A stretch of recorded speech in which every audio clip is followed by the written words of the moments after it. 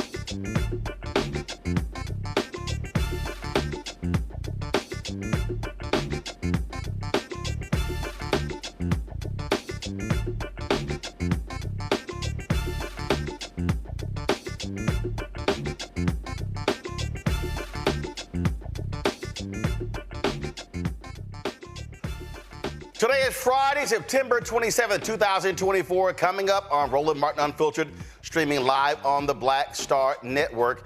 Vice President Kamala Harris is in Arizona paying a visit to the border. Republicans have been complaining about her not going. Now they're complaining that she is going. We'll hear from her live when she speaks there. We also saw the Justice Department look like under Donald Trump. I'm going to walk you through what a Trump 2.0 DOJ would look like and how it has a negative impact on black folks.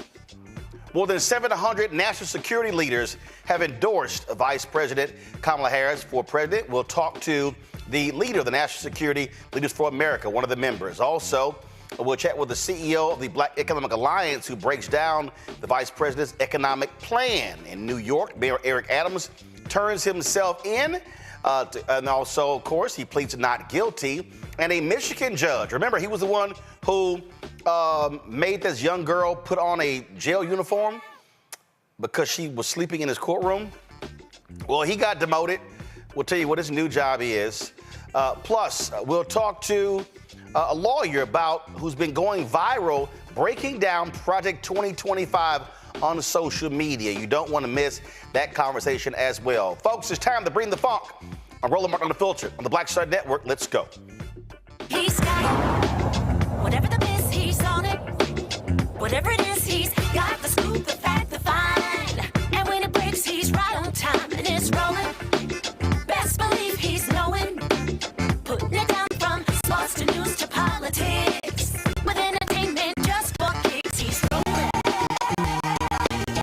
It's on go, roll, y'all. It's Roland Martin, yeah. Rolling with Roland now. He's funky, he's fresh, he's real, the best, you know he's Roland Martin now.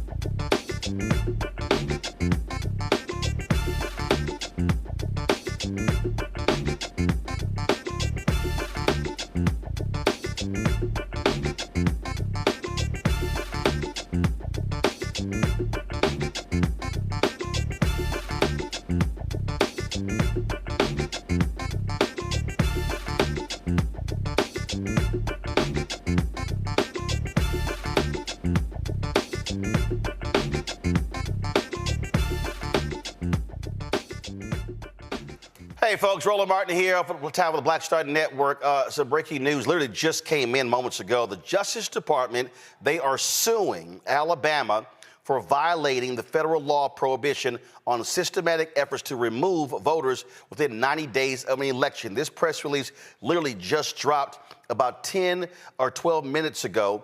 They announced today that they have filed a lawsuit against the state of Alabama and the Alabama Secretary of State to challenge a systematic state program aimed at removing voters from its election rolls too close to the November 5th general election in violation of the National Voter Registration Act of 1993.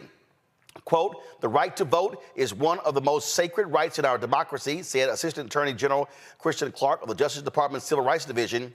As election day approaches, it is critical that Alabama redress voter confusion resulting from its list maintenance mailings sent in violation of federal law.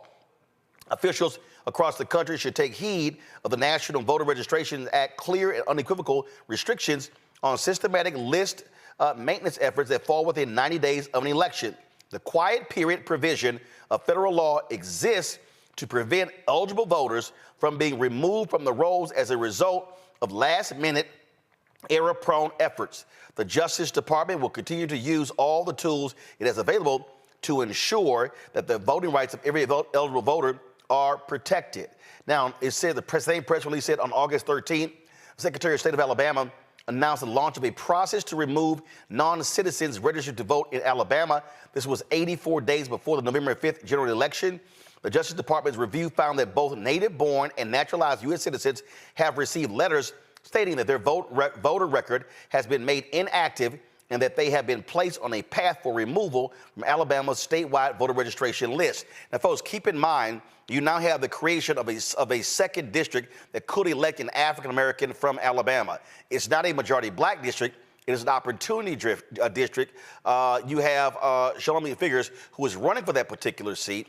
And so that's one of the reasons why folks are looking at this. Now, you got to keep in mind, after the Shelby v. Holder decision, that basically removed federal oversight or pre-clearance from many of these southern states. Republicans have been doing these things all across the country.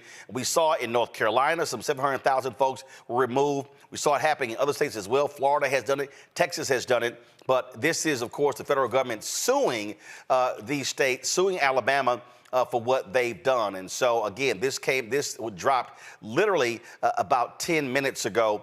And so the federal government suing Alabama to stop them from removing people from the voting rolls inside of 90 days from the election. And so we'll keep you updated what's happening on that. Last couple of days, I've been talking to y'all about what's been happening in terms of what a Donald Trump DOJ would look like. And I've laid out to you a variety of things. And one of the areas that people need to understand, I keep talking about this over and over and over again, how Donald Trump and Republicans, how they've been attacking all of these efforts to hold police departments accountable.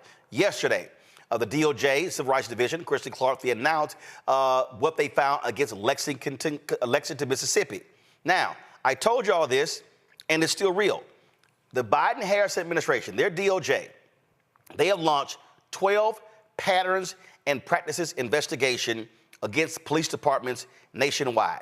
It doesn't count the investigation of the juvenile detention centers in Texas and the other efforts. It doesn't even talk about what they've been doing when it comes to redlining and housing discrimination. This is just patterns and practices. But I want you to put this in perspective. In 4 years of Donald Trump's Department of Justice, I told you this yesterday, how many patterns and practices investigation have they done? One. That was Vial Platte, Louisiana. One. You literally have an attorney general in Jeff Sessions, who was Trump's first attorney general, and then Bill Barr, where they said, you know what, we're going to pull back from these consent decrees. We're really not going to do this because this is hurting police morale. Oh, it's a few bad apples out there, but you know, it's not really that big of a deal. And so we need to pull back because the cops need to be able to do their job. He and Barr complained about in the post-George Floyd world, this was just too much, and police were getting criticized, and they were being held accountable, and so that just simply wasn't fair. You know, that's real. And so if you think that that's what Donald Trump's Department of Justice looked like the first time, what the hell you think it's going to look like the second time? Remember, Baltimore had a consent decree that the federal judge is about to approve. Trump gets in, Sessions tries to get rid of the consent decree. And the federal judge in the city of Baltimore said, absolutely not. They didn't like the consent decree that was against the Chicago Police Department. In fact, Jeff Sessions, and I'm going to play it later, literally complained about that, saying, well, this just wasn't right. I mean, we need more police in Chicago. He wasn't standing up for civil rights. He wasn't standing up for regular, ordinary people. Jeff Sessions was literally saying we should be doing more to protect the cops as opposed to the citizens, and he was giving lip service. And I'm going to show you several documents and play some video. I'm going to bring in my panel right now. Christy Lopez, a professor at Georgetown Law School. Samuel Simgawe, founder of Mapping Police Violence in Los Angeles. Renee Hall is the National First Vice President for the National Organization of Black Law Enforcement Executives. Noble, she is the former police chief in Dallas. Glad to have all three of y'all are here. Before we start, this is literally what Jeff Sessions had to say about how police, they've just been undermined all across the country. We've undermined the respect for our police and made oftentimes their job more difficult. And it's not been well received by them, and we're not seeing the kind of effective community-based, street-based policing that we found to be so effective in reducing crime, I think. And so the Department of Justice has an absolute duty to ensure that police operate within the law. And if they violate the law, they've committed a crime just as much as any other citizen who commits an assault.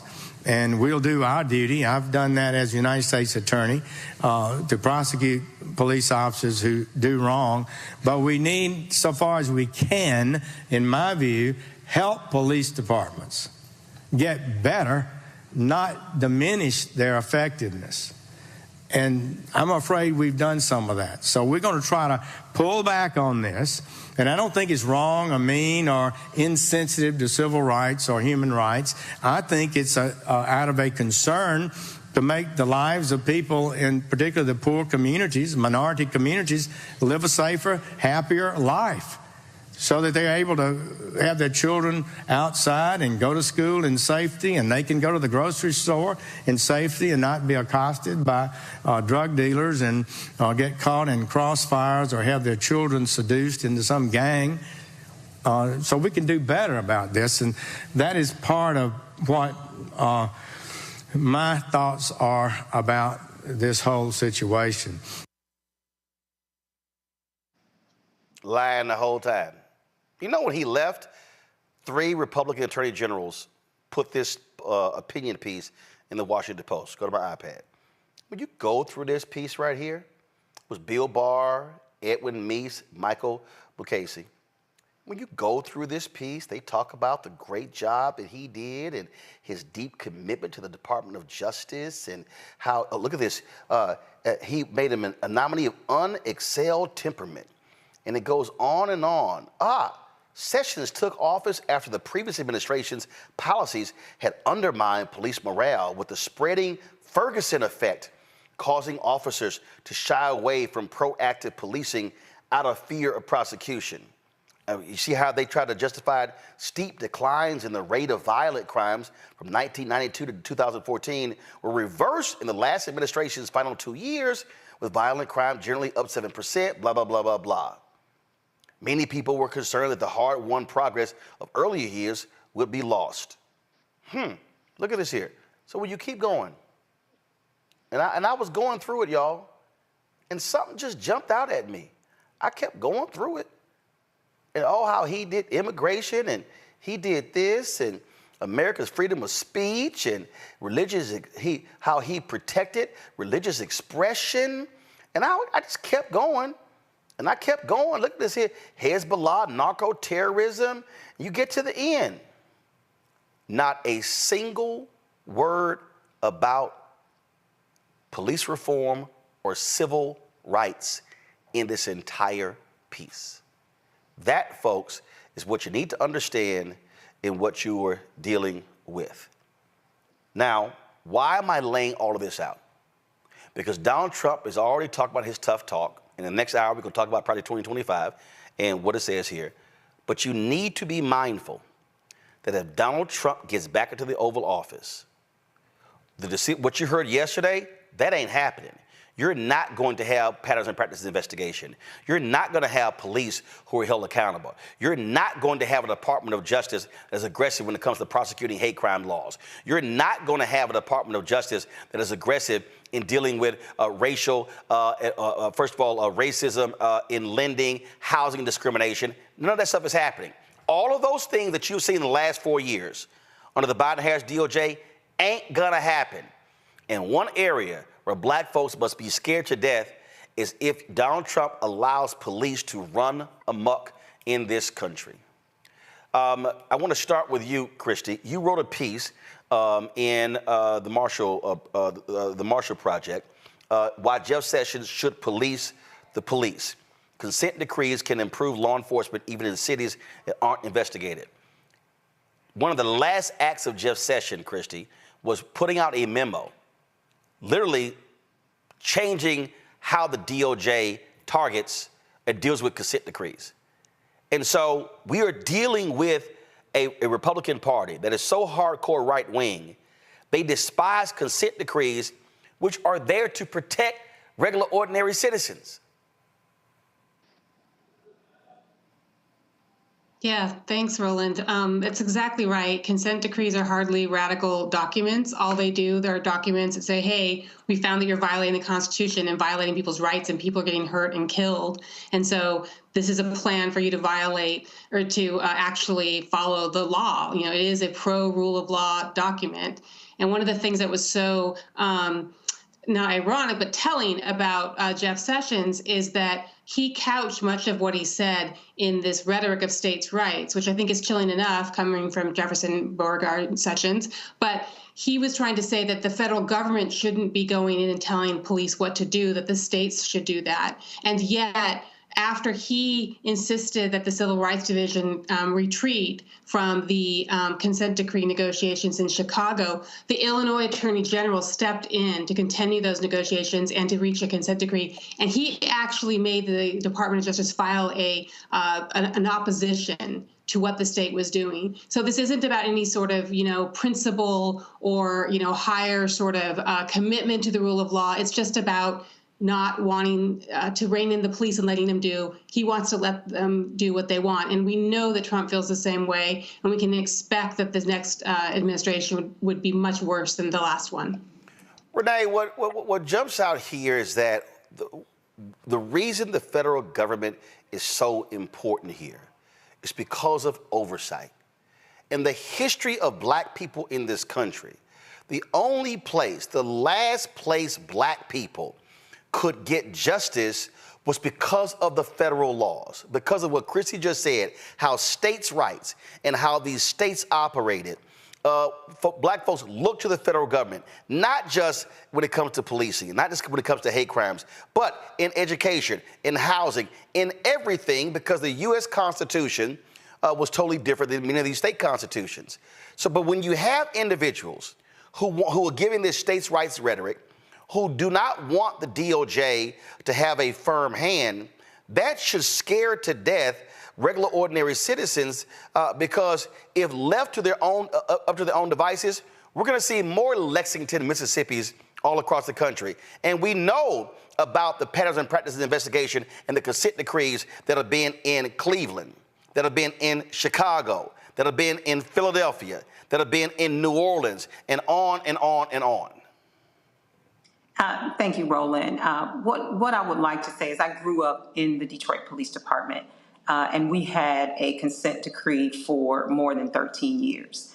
And what I will tell you about a consent judgment is that it requires a police department to be constitutional.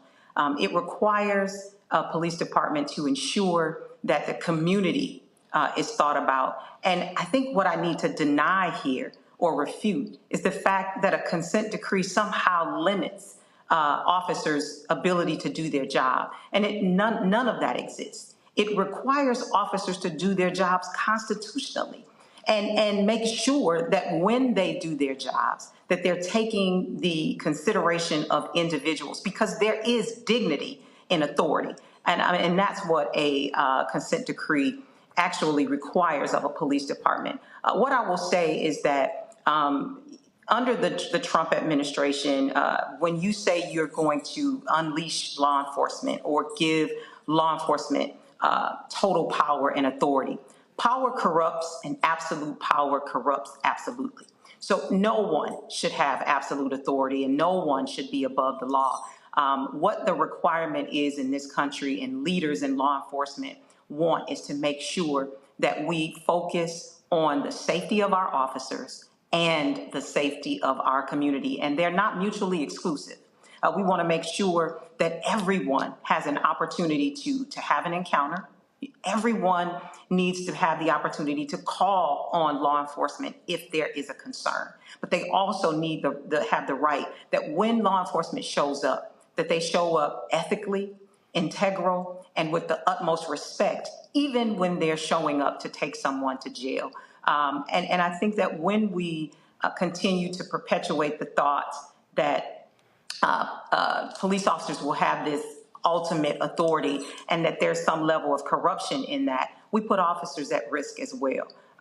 We look at when we villainize a particular segment of the community. As we would say, Haitians have been identified in this country right now. Haitians are ultimately Black people. So we are we're victimizing these individuals by placing them in harm's way, but we're also victimizing police officers because the perception is when you run across someone who is Haitian, or am I Haitian? So the question is, a Black person in this country, there's a fear. So not only is that Black person, that Haitian person at risk, so is that officer, because now the perception is it's me versus you. So what I think that happens when we unleash these unfettered, untethered voices about what law enforcement should look like, or no consent judgment, or no holds upon what police are able to do, transparency and accountability, that we're creating an unsafe environment for everyone. See, the thing, Samuel, and why I'm raising this, because this should be scaring folks to death. And I am specifically speaking to these Black men and Black women out here, and I see these people just chat, Trump. And I'm like, y'all don't understand what's going on here. This has been, under Biden-Harris, this has been the most aggressive Department of Justice Civil Rights Division since Robert Kennedy. And if Trump gets back in, all of these civil rights efforts, putting prison guards, wardens in jail for abusing inmates, as I said, the redlining, the mortgage fraud, the housing discrimination, the policing patterns and practice investigation, all of those things are going away if the hard right gets back in, because the likes of the Senator Tom Cotton, they want more people in jail. They don't care if people are beaten. They don't care if people are brutalized, and they've shown that. Absolutely. And one of the big reasons why you see Donald Trump and the right wing so angry and so intent on rolling back this progress that the Biden-Harris administration has made is because these consent decrees are making a difference in cities across the country. We did my organization, Mapping Police Violence, did one of the largest data collections around use of force ever conducted in this country. We got data from thousands of different law enforcement agencies across the country, including most of the agencies that are under consent decrees. And what we found was the vast majority of agencies under consent decrees reduced police use of force over time, saw substantial reductions in police use of force, especially in places like in Baltimore, places like Seattle, even places where the Justice Department stepped up and did an investigation, and state AGs had to step in and finish and put those police departments under consent decrees, like in Chicago, where you see a reduction in police use of force about 40% over the past several years under that oversight. So these consent decrees are working in protecting communities, especially Black communities, from police violence. And so we can't allow the Trump administration to roll that progress back. That's exactly what they want to do. We need to actually do the opposite and build on the progress that the Biden-Harris administration has laid out by actually expanding the breadth of police departments that are under that oversight. So currently, going all the way back to the beginning of pattern and practice investigations back in 1994 to the present day, there have been about 80 police departments that have undergone pattern and practice investigations. And not all of those have been put under consent decrees. In a nation with 18,000 different law enforcement agencies, so that's less than 1% of all the law enforcement agencies in the country have been under that level of scrutiny. And we know that the issue of police violence and racism in policing is not limited to only 1% or fewer than 1% of agencies. It is a systemic issue that, in fact, when we look at the data around use of force, more than 70% of all law enforcement agencies are demonstrating racial disparities in police use of force. More than 80% of all law enforcement agencies are reporting racial disparities in arrests, including in Lexington, Mississippi, where the DOJ report showed that 1 in every 4 residents in the town, a town of 1,200 people, 1 in every 4 residents was arrested by the police department, and Black people were arrested at more than 17 times the rate of white people. So think about the level of police violence and intervention and oppression and incarceration that people are experiencing, not only in Lexington, but all across the country. That's why we need the DOJ to step up what it's doing, and why we can't go back by putting Donald Trump in the driver's seat. Christy, you said something that I thought that was really important when you talked about, and Renee, you also said the same thing, that it's not like it's stopping cops from doing their jobs, okay? The police who are complaining, they're complaining because they're mad they can't beat folks up. They can't rough them up. They can't call them the N-word. They can't do the type of things. I mean, cops in Chicago, they admitted using the N-word. They admitted dropping gang members off in rival territories just to see them run and scurry off. Those type of things happen. And go to my iPad. Christy, you said this here. You said, during the 6 years I spent investigating police departments and negotiating consent decrees for the Justice Department Civil Rights Division, I cannot remember attending any gathering related to policing when I wasn't approached by someone from a place the Justice Department had never investigated and probably never would, who still said consent decrees had improved policing in their city. That was the earnest lieutenant eager to tell me of changes that his department made to training and use of force reporting. The community leaders who told me how he and others had convinced town officials to change the way fines and fees are collected after pointing them to our Ferguson consent decree. The sergeant telling me she had read every one of our consent decrees and kept her chief apprised to ensure their department had mechanisms to detect and respond to incidents of officer misconduct. Law enforcement officials sometimes sent me new policies and trainings revised after reviewing our consent decrees. The reality is there are cops, there are commanders, there are chiefs who understand and who want these things. It was the mayor of New Orleans who called the DOJ in. And so you've seen these things, but what you really have is you have fraternal order police, you got unions and others. What they cannot stand is the one word that people hate the most, accountability. And that's why they despise consent decrees. And folks on the right want to go along with them because they don't want to hold them accountable for their actions. Yeah, I think that's really true. They don't want accountability. And, you saw in the Lexington report how much accountability is needed. They had a chief who called people the N-word, and before that was calling Black people routinely boy, right? So this was their chief of police. So you can imagine the atmosphere in that community. And people don't even want accountability for that kind of department and that kind of chief. But I want to be clear that this is hard. If it was easy to change policing, you wouldn't need all of these different people, the Department of Justice, civil rights attorneys working on it, right? It's hard, but we have to keep in mind, one of the things I learned at DOJ was that a lot of policing is not about public safety. What you saw in Ferguson is the same thing you saw in the Lexington report, that it's for revenue. You oftentimes see that the police are doing something that other people could be doing, but we've just gotten so used to the police doing it that we invest all of our money in policing like they were doing in Lexington. So I think that is one of the things we really have to be mindful of, is that this is we need lots of people, including the Department of Justice, to work on this, and we need to recognize that it's difficult, but none of it is about pitting safety against rights. It's really a recognition that in order to have safe communities and vibrant communities and healthy communities, you have to have police that are respecting the rule of law and that are staying in their lane, and let everybody else do what they need to do to grow and support that community. Renee, I want you to jump with that comment, but I want to put this question first, and that is, you've been a police chief, and a lot of people think, great, new police chief, stuff is going to change.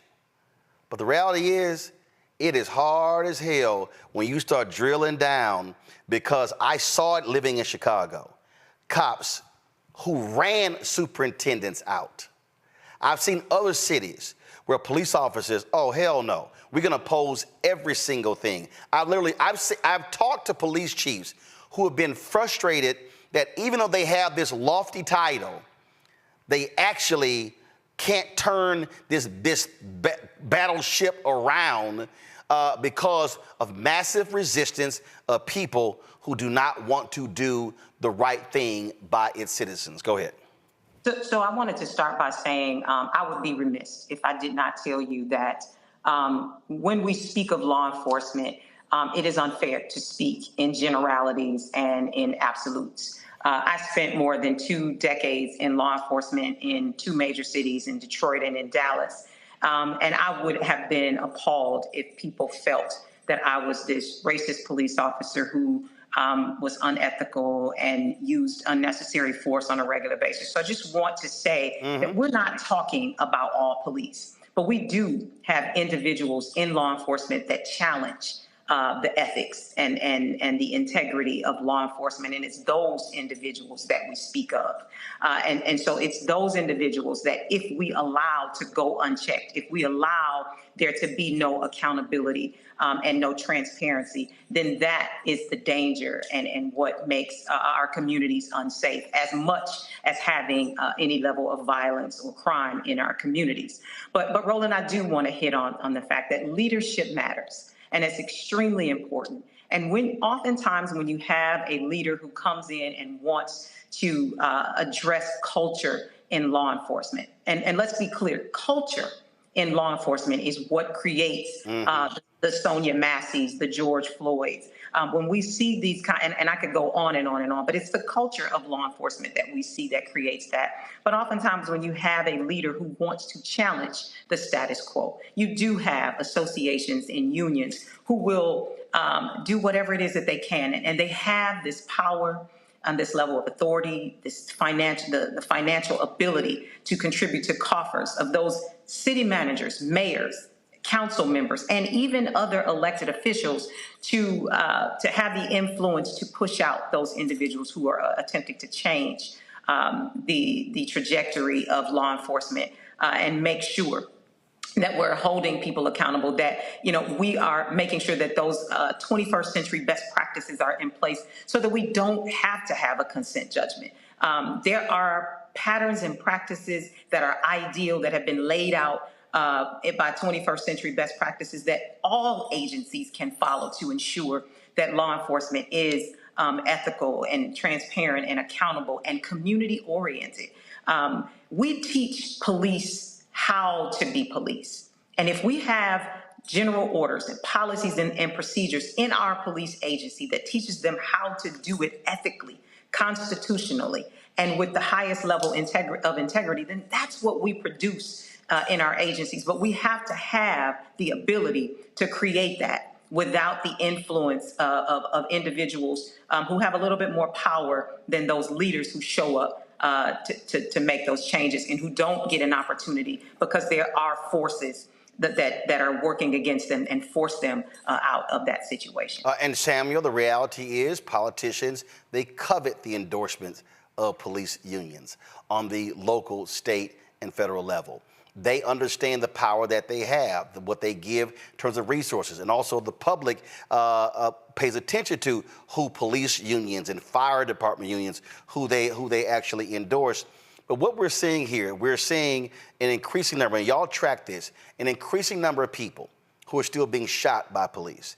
the settlements are getting larger and larger as well. And then Donald Trump is on record. He wants to go after, and Sessions said this, and Barr said it, but he's made it clear.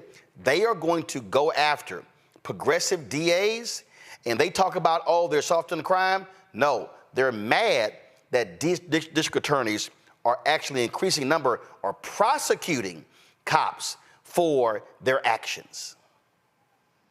Absolutely. And so, as you said, we're seeing increases in deadly police violence year over year. This year is already breaking records that were set the last year, which broke the record that was set the year before.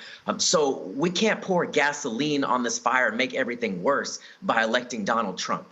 That is exactly what he's promising to do, to leverage the power of the federal government to go after not the police departments that are the ones that have the highest rates of use of force, the ones with the largest racial disparities, the ones with the worst issues.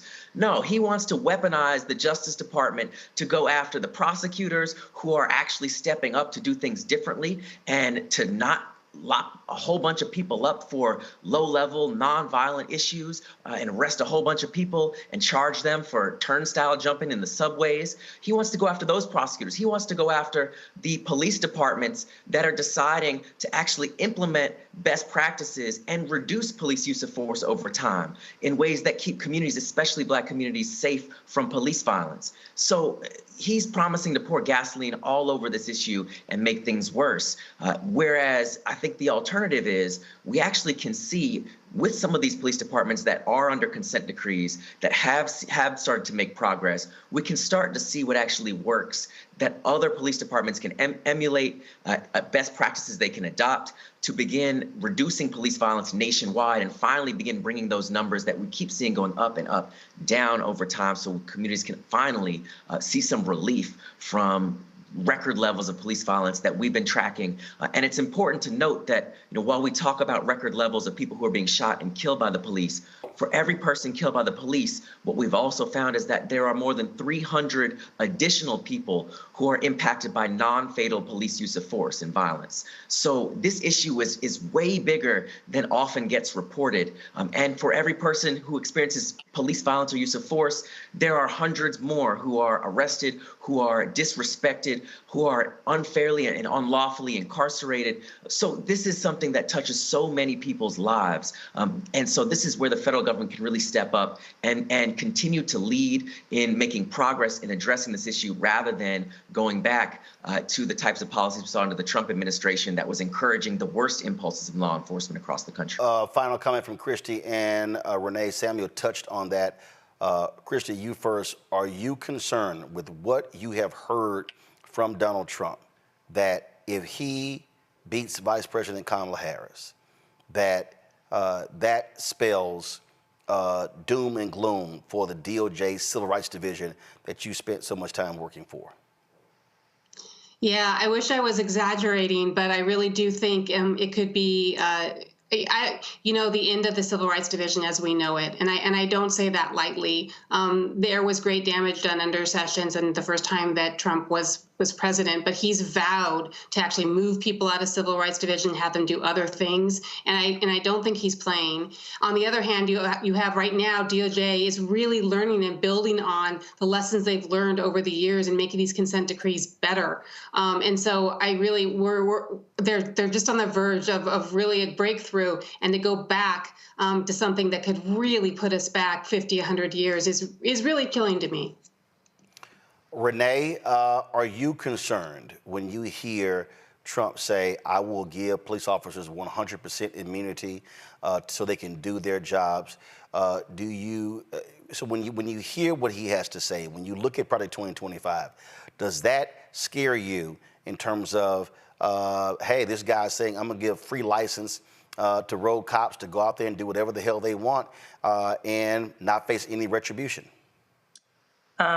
Not only does it give me pause for law enforcement, it gives me pause in this entire country. When I listen to an editor-in-chief use the N-word on a national radio station, when I see a representative in our congressional, in our Congress say send Haitians back to their dirty, filthy country. When I hear the racist rhetoric that comes out of the individuals' mouths, I'm concerned about this entire country, in addition to having individuals who violate policies, procedures, law when it comes to policing in our communities, to have unfettered access to do whatever it is that they want within our communities and not have to answer for it. Anyone would be concerned. And like I said before, I started with power corrupts, and absolute power corrupts absolutely. Renee Hall, Christy Lopez, Sammy Sengawe, I appreciate all three of y'all joining us on the show. Thanks so much. Thank you. Folks, going to a break. We'll be right back. Roland Martin Unfiltered, right here on the Black Star Network. He told us who he was. Should abortion be punished? There has to be some form of punishment. Then he showed us. For 54 years, they were trying to get Roe v. Wade terminated, and I did it. And I'm proud to have done it. Now Donald Trump wants to go further with plans to restrict birth control, ban abortion nationwide, even monitor women's pregnancies. We know who Donald Trump is. He'll take control. We'll pay the price. I'm Kamala Harris, and I approve this message. Bob and I both voted for Donald Trump. I voted for him twice. I won't vote for him again. January 6th was a wake-up call for me. Donald Trump divides people. We've already seen what he has to bring. He didn't do anything to help us. Kamala Harris, she cares about the American people. I think she's got the wherewithal to make a difference. I've never voted for a Democrat. Yeah. The choice is very simple. I'm voting for Kamala. I am voting for Kamala Harris. In 2016, Donald Trump said he would choose only the best people to work in his White House. Now those people have a warning for America. Trump is not fit to be president again. Here's his vice president. Anyone who puts himself over the Constitution should never be president of the United States. It should come as no surprise that I will not be endorsing Donald Trump this year. His defense secretary. Do you think Trump can be trusted with the nation's secrets ever again? No. I mean, it's just irresponsible action that places our service members at risk, places our nation's security at risk. His national security advisor. Donald Trump will cause a lot of damage. The only thing he cares about is Donald Trump. And the nation's highest-ranking military officer. We don't take an oath to a king or a queen or to a tyrant or a dictator. And we don't take an oath to a wannabe dictator. Take it from the people who knew him best. Donald Trump is a danger to our troops and our democracy. We can't let him lead our country again. I'm Kamala Harris, and I approve this message. IVF is a miracle for us because it allowed us to have our family. After having my daughter, I wanted more children, but my embryo transfer was canceled 8 days before the procedure. Donald Trump overturning Roe v. Wade stopped us from growing the family that we wanted. I don't want politicians telling me how or when I can have a baby. We need a president that will protect our rights, and that's Kamala Harris. I'm Kamala Harris, and I approve this message. Here's a 78-year-old billionaire who has not stopped whining about his problems. Oh, she had a big crowd. Oh, the crowd. This weird obsession with crowd sizes. It just goes on and on and on.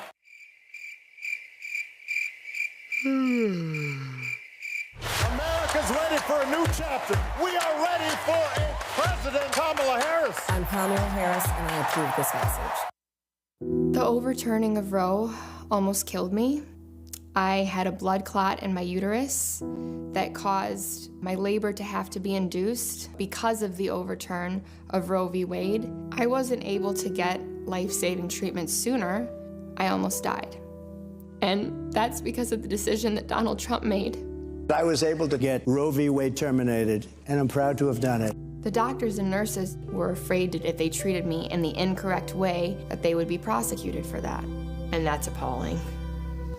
Donald Trump says that women should be punished. Do you believe in punishment for abortion? There has to be some form of punishment. For the woman? Yeah. I believe that women should have reproductive freedom to make the choices about their own bodies. 4 more years of Donald Trump means that women's rights will continue to be taken away one by one by one by one. This has to stop because women are dying. I'm Kamala Harris, and I approve this message. Kamala Harris has never backed down from a challenge. She put cartel members and drug traffickers behind bars, and she will secure our border. Here's her plan. Hire thousands more border agents, enforce the law and step up technology, and stop fentanyl smuggling and human trafficking. We need a leader with a real plan to fix the border, and that's Kamala Harris. I'm Kamala Harris, and I approve this message. Hey, what's up? It's Sammy Roman. Hey, it's John Murray, the executive producer of the new Sherry Shepherd Talk Show. It's me, Sherry Shepherd, and you know what you're watching, Roland Martin Unfiltered.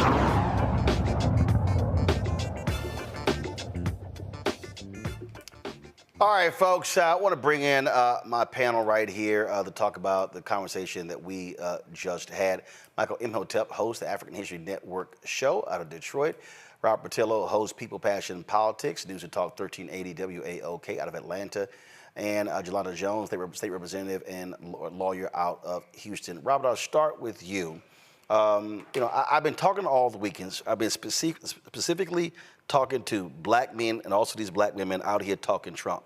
And I'm like, y'all can be foolish with y'all talk all y'all want to, but it's gonna be hell for black folk. It's gonna be hell in black communities because he is going to unleash thugs with guns and badges to do whatever they want to and make it clear, y'all don't have to worry about a thing. We're gonna look the other way. Well, I think it's very clear if you just look at Project 2025, they lay out exactly what they're going to do. This is the first time in history that we don't have to guess what an administration will do. We have a full playbook on it.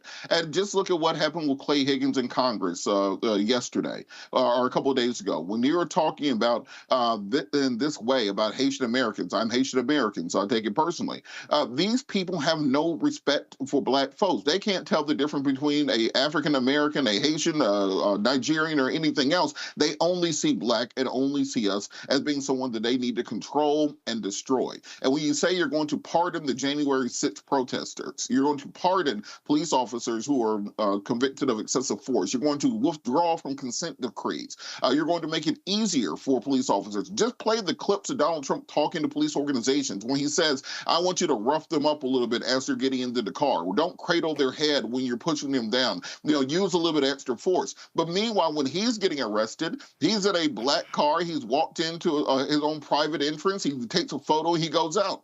He doesn't want the same treatment for himself that he's prescribing for African-American men around the country. So for the people saying, well, Kamala is a cop or this, that, and the other, just look at Project 2025 and see exactly what they have planned for him. And don't just say you want the lesser of two evils. You have to understand that one side is legitimately evil. Then there's a reason that you have white supremacists supporting him.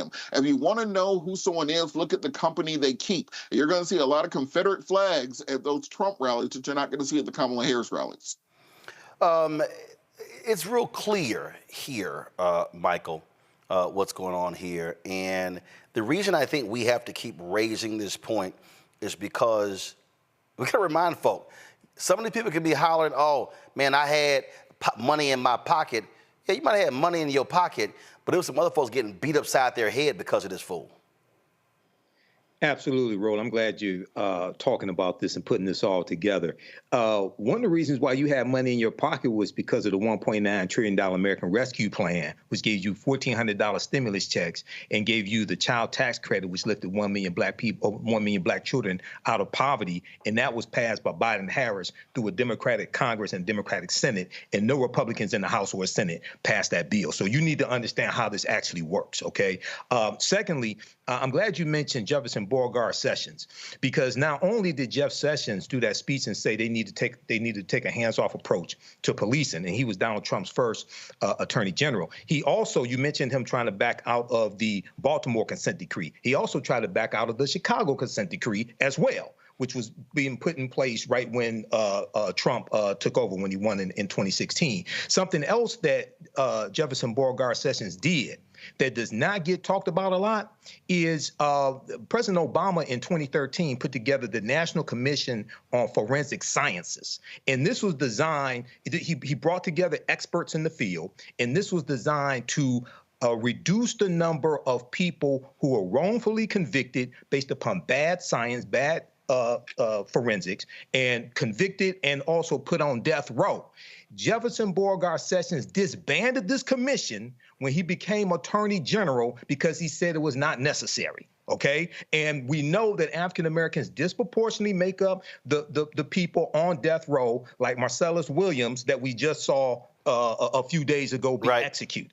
Okay, so and you talked about the Department of Justice in Project 2025. One of the things that Project 2025 wants to do is to disband the Department of Justice. Right. But the Department of Justice was created in 1870 largely to protect the new rights given to African Americans. We're actually going to talk in the next hour about Project 2025.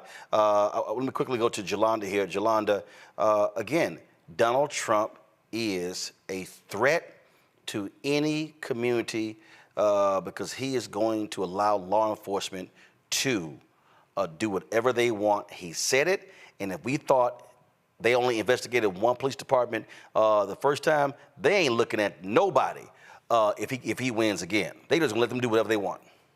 Well, and that's true. So that's why we need the Justice Department. That's why we need the Department of Education. But Project 2025 talks about increasing policing. Okay. When we have a whole bunch of police in black neighborhoods, we are getting locked up. Donald Trump, if you'll recall, was a big supporter of stop and frisk, which before this racist Supreme Court that Donald Trump packed, stop and frisk was determined to be unconstitutional.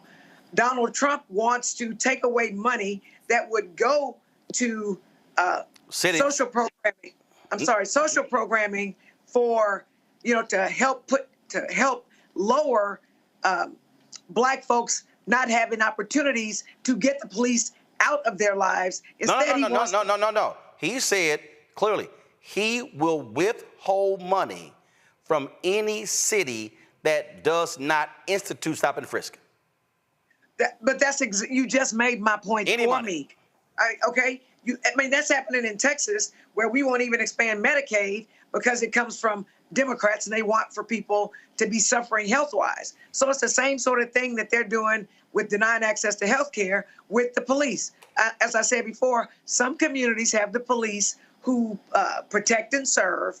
In other communities like us, like black people, so we need to just say it, where the police harass us, violate our civil rights, over-incarcerate us, sentence us longer than they sentence white people, kill us for things that they give probation to white people for, and that is what he is going to do. And so I don't care if somebody else has more money in their pocket, and the money they had in their pocket probably came from the Obama administration, but I don't feel like going there right now. And, if I'm fine, that's not okay. I need for all of us to be okay. I'm the mother of a black man. I have black nephews. And not that the police don't kill black women. Look at Sandra Bland. But black men are targets. And so if you have black kids, you need to be worried about Donald Trump. Look at what Donald Trump is saying about Haitians. Right. Because they're black. I mean, we don't need to guess what he's going to do. Right. Project 2025 tells us what he's going to do, and he's exercising it. Actually, last night I actually played a video from his website where he actually said it himself. So even when he disavows Project 2025, he actually said it for himself. Hold tight that because we're going to actually pick up on that in the next hour when we talk about Project 2025. I do want to talk about this here. The Ukrainian leader, President Zelensky, was in town. He met with Democratic leaders last couple of days. Today he was at Trump Tower meeting with that idiot Donald Trump. But here's a piece here. 741 foreign, first of all, experts on foreign policy have endorsed Vice President Kamala Harris. Republicans have endorsed Vice President Kamala Harris because they understand how critically it's important for America to how we actually lead. Joining us now from D.C. is Dr. Jairus Lewis Taylor Jr. from the National Security Leaders for America. Glad to have you on the show, Jairus. So, how did y'all come to this decision, and explain to people who the National Security Leaders for America are? What are you comprised of? Yes, thank you so much, Roland, for this opportunity. National Security Leaders for America is a bipartisan group of senior leaders, admirals, generals, ambassadors, cabinet officials, secretaries that have come together to make this time-honored tradition because we all raised our right hand to defend our Constitution against all enemies, foreign and domestic.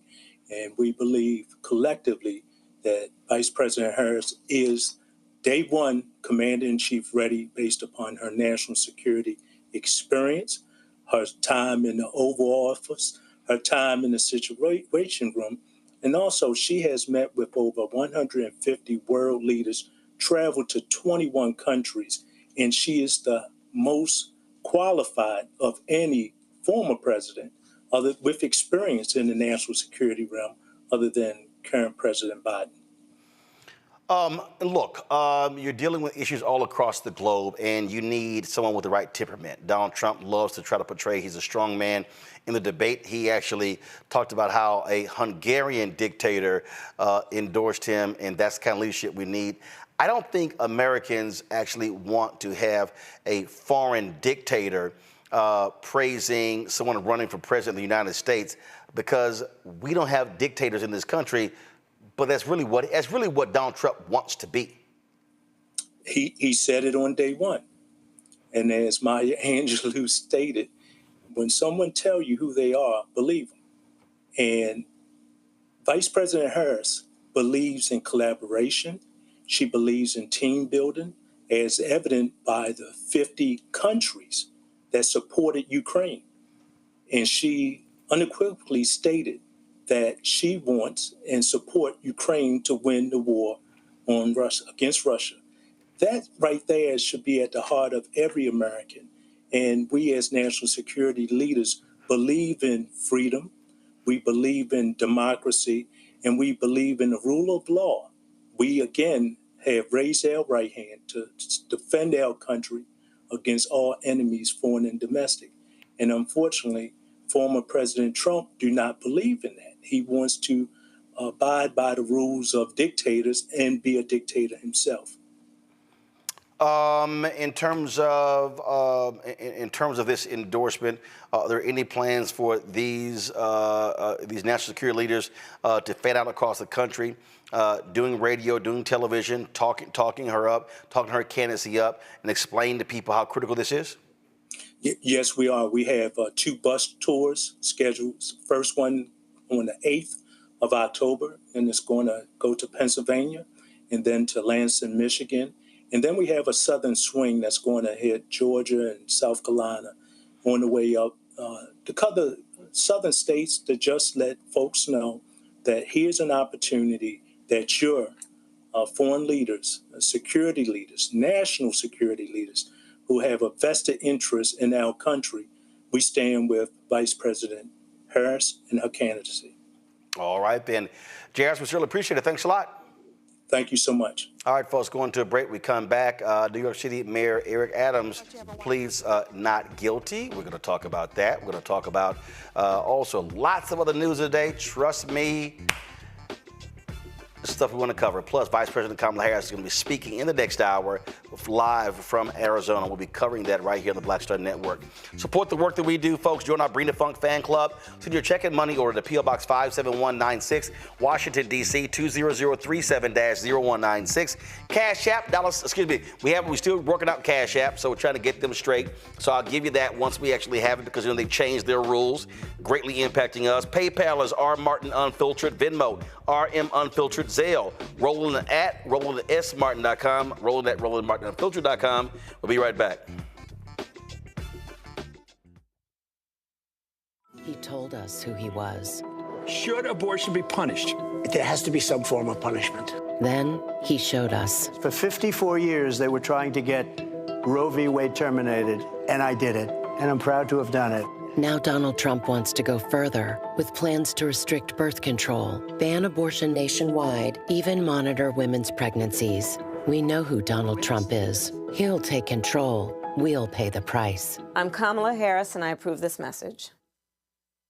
Bob and I both voted for Donald Trump. I voted for him twice. I won't vote for him again. January 6th was a wake-up call for me. Donald Trump divides people. We've already seen what he has to bring. He didn't do anything to help us. Kamala Harris, she cares about the American people. I think she's got the wherewithal to make a difference. I've never voted for a Democrat. Yes, we're both lifelong Republicans. The choice is very simple. I'm voting for Kamala. I am voting for Kamala Harris. In 2016, Donald Trump said he would choose only the best people to work in his White House. Now those people have a warning for America. Trump is not fit to be president again. Here's his vice president. Anyone who puts themselves over the Constitution should never be president of the United States. It should come as no surprise that I will not be endorsing Donald Trump this year. His defense secretary. Do you think Trump can be trusted with the nation's secrets ever again? No. I mean, it's just irresponsible action that places our service members at risk, places our nation's security at risk. His national security advisor. Donald Trump will cause a lot of damage. The only thing he cares about is Donald Trump. And the nation's highest-ranking military officer. We don't take an oath to a king or a queen or a tyrant or a dictator. And we don't take an oath to a wannabe dictator. Take it from the people who knew him best. Donald Trump is a danger to our troops and our democracy. We can't let him lead our country again. I'm Kamala Harris, and I approve this message. IVF is a miracle for us because it allowed us to have our family. After having my daughter, I wanted more children, but my embryo transfer was canceled 8 days before the procedure. Donald Trump overturning Roe v. Wade stopped us from growing the family that we wanted. I don't want politicians telling me how or when I can have a baby. We need a president that will protect our rights, and that's Kamala Harris. I'm Kamala Harris, and I approve this message.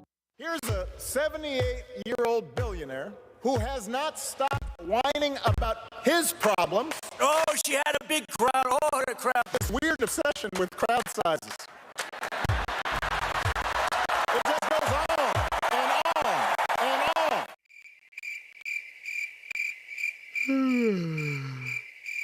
America's ready for a new chapter. We are ready for a President Kamala Harris. I'm Kamala Harris, and I approve this message. The overturning of Roe almost killed me. I had a blood clot in my uterus that caused my labor to have to be induced because of the overturn of Roe v. Wade. I wasn't able to get life-saving treatment sooner.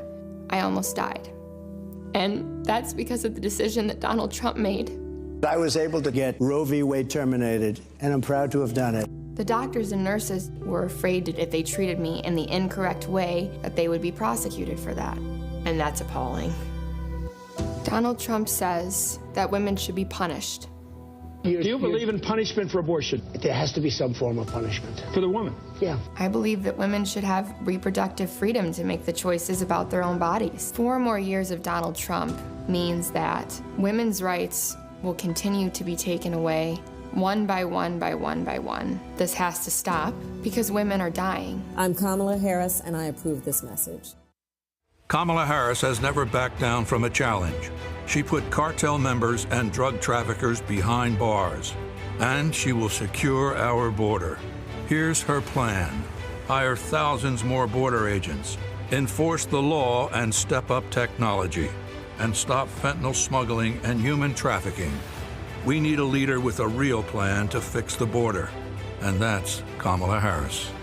I'm Kamala Harris, and I approve this message. Hey, what's up, y'all? I'm Devon Frank. I'm Dr. Robin B., pharmacist and fitness coach, and you're watching Roland Martin Unfiltered.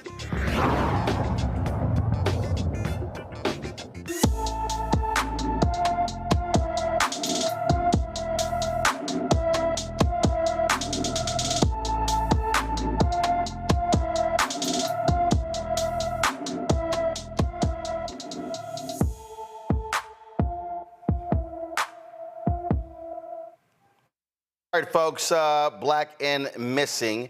Clearly, first of all, yesterday, before I go to that, yesterday, I posted on social media that the granddaughter of Myrlie Evers Williams was missing, and that was last night. We got word today that she actually has been found, is in a hospital there in Georgia, and so thankful for that. And so we certainly just wanted to let y'all know that. Now let's go to our black and missing for today's show.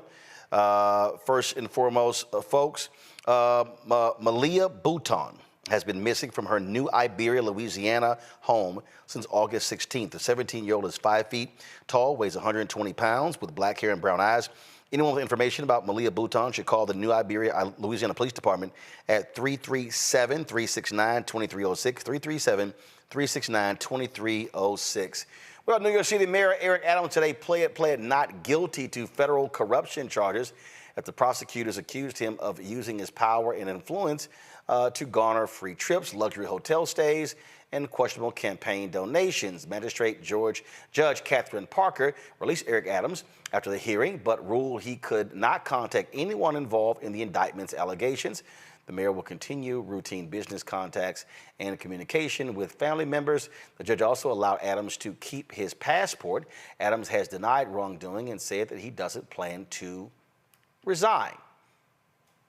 Let's go to Michigan, where a judge who handcuffed a teenage girl after she fell asleep during a school trip to his courthouse, well, he's been bumped down. Judge Kenneth King was temporarily suspended from courtroom duties in August after ordering 15-year-old Eva Goodman into jail clothes and handcuffs for having a bad attitude and falling asleep while on a visit to his Detroit courtroom. The judge also threatened the girl, whose mother said she was tired because they do not have a permanent address. He threatened her with juvenile detention. Well, King was ordered to undertake social emotional training by the chief judge. He has returned to work, but instead of handling key hearings in major felonies, he's now handling speeding tickets. Sounds fair to me, Michael. Yeah, it does. You know, Roland, this was a big story here in Detroit. A lot of people were furious from all walks of life. WXYZ Channel 7 did a lot of coverage on this. I'm reading an article right now from the Detroit Free Press. And Judge Kenneth King was defiant. Even when he was interviewed by Channel 7 and other news outlets, even when more information came out, the child's mother was interviewed and basically was in tears and talked about the fact that they were in between homes, et cetera, and the child was tired. And it's one thing to try to maybe put somebody on a diversionary track. And this is the argument that Judge Kenneth King was making. But this just went way too far. To have her handcuffed, et cetera, this just went way too far. And I think it was an abuse of power. So he deserves to be demoted. This is what happens when you have arrogant judges who think they can do whatever they want to do, Jolanda. Yeah, so I am a criminal defense lawyer, so I'm before judges all the time. Just like we need a president with a good temperament, we need the same with judges. The problem I have with him, and let me get to the end of the question first. Yes, he should absolutely be demoted, but these kids were there visiting on a field trip. So it's not like the kid was really in court and was defiant when the kid was facing charges. So it was an abuse of power. I think the fact that he's being defiant even now scares me that he's on the bench because, again, this kid didn't do anything. I want to get back to Eric Adams just for a second. He absolutely should plead not guilty. Again, I'm a criminal defense lawyer. One, the government would. Girl, we know you're a criminal defense lawyer. You ain't got to keep saying it. First of all, you can indict a ham sandwich almost anywhere, right? The government always comes with the most incendiary, strongest words against you, and testimony by a co-conspirator alone is insufficient as a matter of law everywhere to convict you. And as an elected official also, I literally can't take every meeting with everyone that wants to speak with me, with everyone who wants something from my office. We rely on our staff to talk to people, and we rely on our staff to come back and tell us what happened, what transpired. So even if something did happen, something illegal campaign-wise, and again, the same thing is true on your campaign staff, they can come to you and lie to you and tell you things. Or they can say, and so in any case, I think that he needs to do exactly what he's doing. He needs to let the legal process run itself. And I think the legal process is run itself with Judge King. And I really don't think he should be on the bench because he still doesn't get it. Got because it. Right, okay. Robert. Well, as somebody who recently ran for judge, I can tell people you need to pay attention to your local judicial elections. We pay a whole lot of attention to Trump versus Kamala on the national level. We absolutely should be doing so. We pay a lot of attention to the Senate balance, what's going on, and abortion rights and those sorts of things. But these are the things that happen in your state and local elections. Way on that back page of the ballot, when your parking meter's about to run out and you're just clicking buttons trying to get through, those are how these types of judges get on the bench. We have to pay more attention to who we are electing on the state and local level, make sure we're putting people there who have a heart towards criminal justice reform, who want to help young people not have their own scared straight program. And if we start doing that, we can start seeing the system reforming itself from the inside out. Criminal justice reform isn't just changing the laws, it's changing the people who are enacting the laws. All right, folks. Earlier this week, Vice President Kamala Harris laid out her economic policy. Earlier today, I had a chance to catch up with Samantha Tweedy, who is the CEO of the Black Economic Alliance, to talk about how does that policy impact African Americans. Here's our conversation. Samantha, Vice President Kamala Harris has laid out her economic policy. The Black Economic Alliance has taken a look at it. Speak to this, what she's laid out, and how it will specifically benefit African Americans. Absolutely. So first, Roland, it is good to be on with you today. And the Black Economic Alliance is a coalition of Black business leaders who came together with a singular purpose: to leverage the business acumen, network, influence of the Black business community to advance work, wages, and wealth across the entire Black community. Earlier this year, BEA Foundation released our policy agenda to advance Black work, wages, and wealth, with the singular focus on identifying the key policy initiatives that would move the needle on Black economic prosperity and wealth building. Testament to the strength of the policy agenda for Black folks was that within weeks of the release, under the leadership of CBC Chairman Stephen Horsford, the CBC in joint resolutions in the House and Senate, endorsed with all 60 members of the CBC as co-sponsors that agenda. I give all of that background to say, when we look at VP Harris's opportunity economy and the agenda behind it, it is clear to us, full stop, that this is an agenda that is good for Black folks.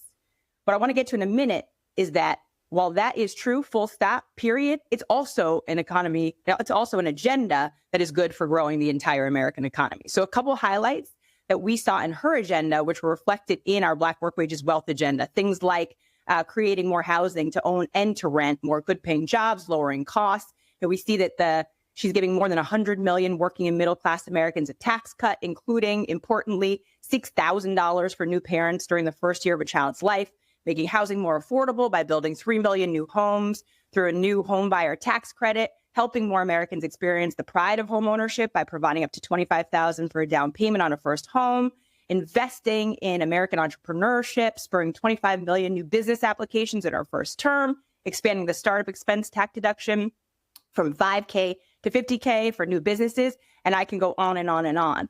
The thing that's important to know here is that in addition to creating the policy agenda, we went out and we asked Black voters what those top economic issues are that matter to them for elected officials to prioritize, and these top to bottom: home ownership, renting and buying, being able to advance and expand access to capital for Black entrepreneurs, job and workforce development rose to the top every time.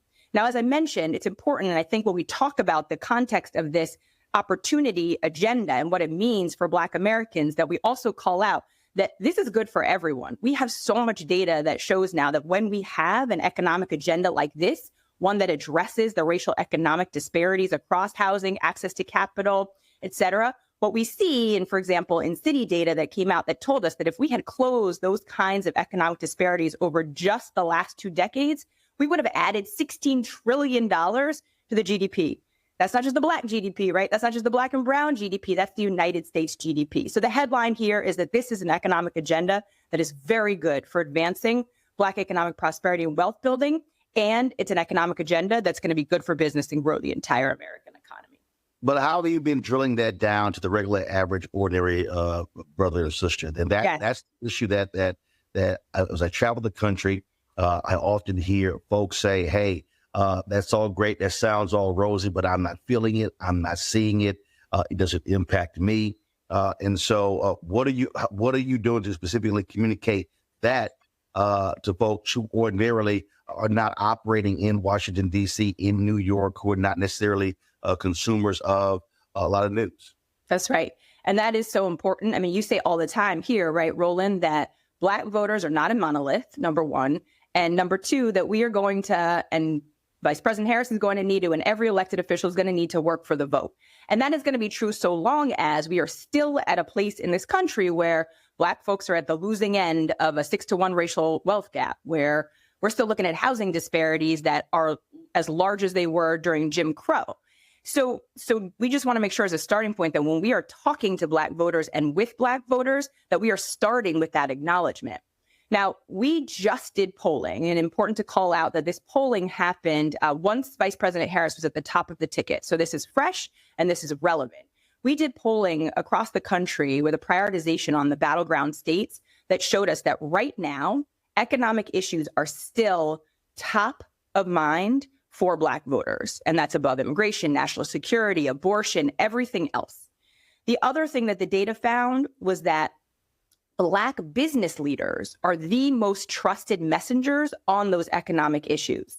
13% more trusted than elected officials, 27% more trusted than celebrities. So what that said to us is that BEA, this nonpartisan coalition of Black business leaders, and all our network and allies need to be in direct conversation with voters right now around these issues. So in addition to running with the vice president and the campaign, we need to run alongside the vice president and the campaign, speaking directly from Black business leaders to voters. So we next week are launching, for this final stretch until Election Day, a direct voter contact program that's going to include both digital ads and text messages. Again, as you've been talking about here, Roland, the ads are great, but we have to be in conversation with voters.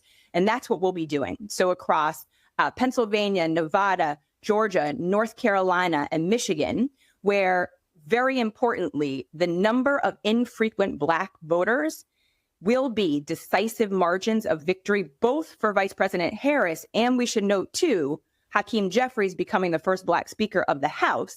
And so in all of those states and districts, we'll be having these conversations, leveraging the trusted messengership of the Black business community on the economic issues that we know will motivate Black voters most in this final stretch. Where are these digital ads running, and how many people are we talking about when you're talking about reaching them via text message? It's a perfect question. So we analyzed the infrequent Black voter numbers across states where we know that there are decisive margins of Black voters. So when we look across those 5 states, Georgia, North Carolina, Pennsylvania, Michigan, and Nevada, there are about 1.5 million infrequent Black voters. And from our prior cycles where we've done this kind of engagement with voters, what we know is that we can expect a 45% engagement rate. So what that gets us to is the ability to be in active conversation with 700,000 voters between now and Election Day. So we'll be running those ads, and we'll be doing that direct conversation through text messages where we can make sure that folks have the information they need to vote. We can respond to their questions, and we can provide them with this economic messaging that we know will mobilize and motivate. So you said the ads are running on platforms or directly in text messages? Digital ads and text messages. So we're going to do both strategies because we know that the impact is greater when we can run both, right? You know, you just think about when you've seen an ad on your digital, and then you get a message on your phone that's saying the same thing, right? That's reinforcing those messages. They go further. And one thing I would say, I'm sorry, Roland, go ahead. So the digital ads are running where? What platforms are they running on? Oh, what platforms are they going to be running on? They're going to be running on YouTube and instead of other digital platforms that will vary a bit depending on geography, by us being able to break down where we know Black voters, particularly young male Black voters, are focused, given what we know is still the work that we need to do there to mobilize that critical voting bloc to be able to come through for Election Day. And the one other note I was going to make was we're all sitting here, so many of us, watching our phones blow up every day with text message after text message. But for the demographic of voters that we're talking about, that is not the situation. So we know that the text messages is an incredibly meaningful way to break through and get in that direct conversation with voters. Anything in person, anything on the ground? So we are doing this alongside organizations that are doing the kind of on the ground mobilization that we know is so critically important, doing what you say, Roland, sort of touching and feeling the voter. At this point, I think what we would all say is that all of it matters and all of it needs to happen. For us as the Black Economic Alliance, we see our highest and best use as being the messengers of those economic issues in ways that we know will break through. So we will be in all of these battleground states alongside our partners who are doing that on the ground voter reg, and we'll be doing the persuasion messaging around the economic issues. When we talk about in terms of small businesses, in terms of building capacity, things along those lines, there has been tremendous growth over the last 3 years under Biden-Harris, but frankly, that has not been articulated enough, explained enough. I've had the head of the SBA on as well, and so to me, I think that's also one of the areas. Yeah. And one of the things, like perfect example, when the vice president was in Detroit, unveiling her economic plan, I said on the show afterwards that I thought one of the biggest mistakes was not actually having individuals with businesses in the audience at one point even stand up and say, hey, here are people that went out of business during COVID and brought the businesses back. That's to me, that's also a missed opportunity in many of these states. I think that's right. And actually, that's why back in the spring, the Black Economic Alliance partnered with VP Harris on her economic opportunity tour, where we went with her to all of these same battleground states. We were with her together in Detroit, in Atlanta, and actually doing just what you're saying, Roland. We were sitting there, with audiences of small business owners and local community to be able to do just what you described, which was to help message the successes of the Biden-Harris administration, but also to make it real for folks. And so outside of all of those auditoriums, there would be fairs, where folks could actually go and sign up for these resources, learn more. And it was that economic opportunity tour that really led to the framing for this opportunity agenda that we now see Harris running on. What we said then, though, is that just talking about the track record wasn't enough. At the time, if voters aren't feeling it yet, then we needed that forward-looking, that aspirational, that what is going to come next to make sure that I know that my dollars are going to stay in my wallet, that those dollars are going to grow, that costs are going to go down, that I'm going to have more access. And I think that has been the flip that we've seen with Harris at the top of the ticket, that it's not just her lauding the track record, as significant as that track record truly is for Black economic progress. It's always also this forward-looking vision that folks can see themselves in and can really understand that it's going to get better for me, better for my family, and better for my community. How specifically are y'all trying to message to Black men? When you look at the data, obviously Black women vote for Democrats with the highest rate. Yeah. Black women are second. But when you look at polls out there, when you look at data out there, a lot of these young African-American men, 35, say they are potentially looking at Donald Trump, but it's not like he's laying out an economic agenda. And so, so how are you messaging to them, and who specifically are you positioning to talk to them? Yes. So we disaggregated all of our data so that we were looking not just at Black voters, but we were looking by gender and by age as well. And for young Black voters, economic issues, again, rose completely to the top. And Black business leaders as those messengers rose to the top. Then there were really helpful nuances once we looked, Roland, at the messaging and how you talk about these issues. So, for example, when you talk about lowering costs, which is important to all Black folks, what we saw with men was that talking about this within the context of wages was most persuasive, whereas when you looked at Black women, it said jump straight to lowering costs. And so we were able to learn those kinds of messaging nuances that are going to inform everything that we are saying as we're going out as this coalition of Black business leaders, talking specifically to young Black men. And that's what we have to do. We also have to know that our starting point needs to be to acknowledge the realities, right? If we just jump in, whether it's VP Harris or whether it's us as business leaders running alongside the VP in the campaign, and we start talking about what's coming next without talking about the current state, the pain, the structures, the actual issues that have been holding Black folks back when it comes to economic progress, then our messaging is going to fall on deaf ears. And so that starting point, that acknowledgement has to be the way to open up the door to every conversation when we are engaging young Black male voters. Last point, there are, 39 days left in terms of before Election Day. Early voting is already starting in some of these places. and it is going to be an election by the margins. You look at 2020, Georgia, Arizona, and if you look at even Michigan, you can throw in Pennsylvania, very slim margins. Obama won North Carolina by 14,100 votes.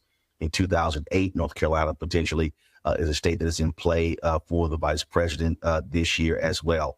Rural voters, you talked about your text messaging campaign.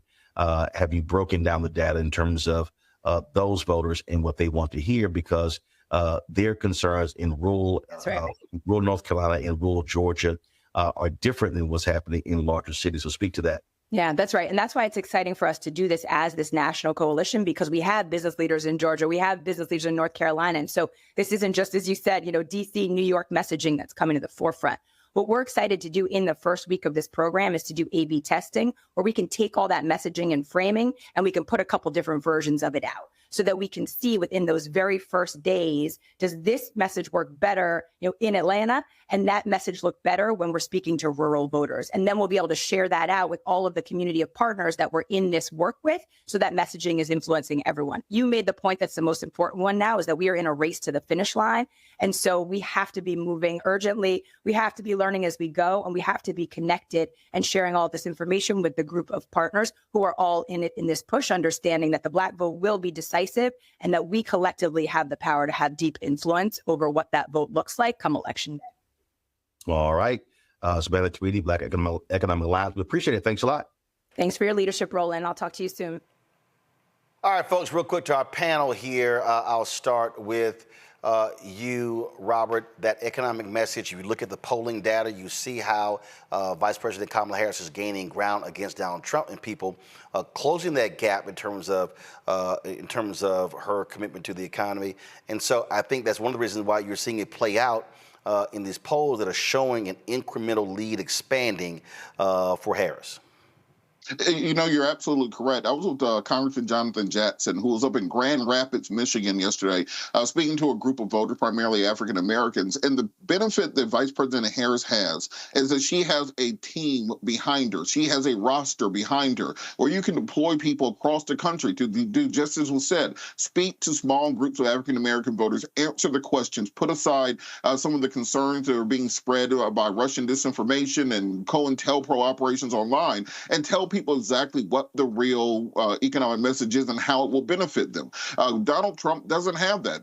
George Bush isn't supporting Donald Trump. Dick Cheney ain't supporting Donald Trump. Mitt Romney ain't supporting Donald Trump. It really is just him. And by not having that team around him, it's clear that he's the only person that can carry his messaging. And Kamala Harris very much shows what happens when you have a unified government and a unified party that seeks to push these ideals forward. And all you have to do is dive into the analysis of these facts. Every economic analysis has said that Donald Trump's plan to govern through tariffs somehow is complete nonsense. It does not work mathematically. The numbers don't math. The math don't math. If you look at Kamala Harris's plan, you're going to see something that's going to help the middle class. It's just a matter of translating that to where people can understand it.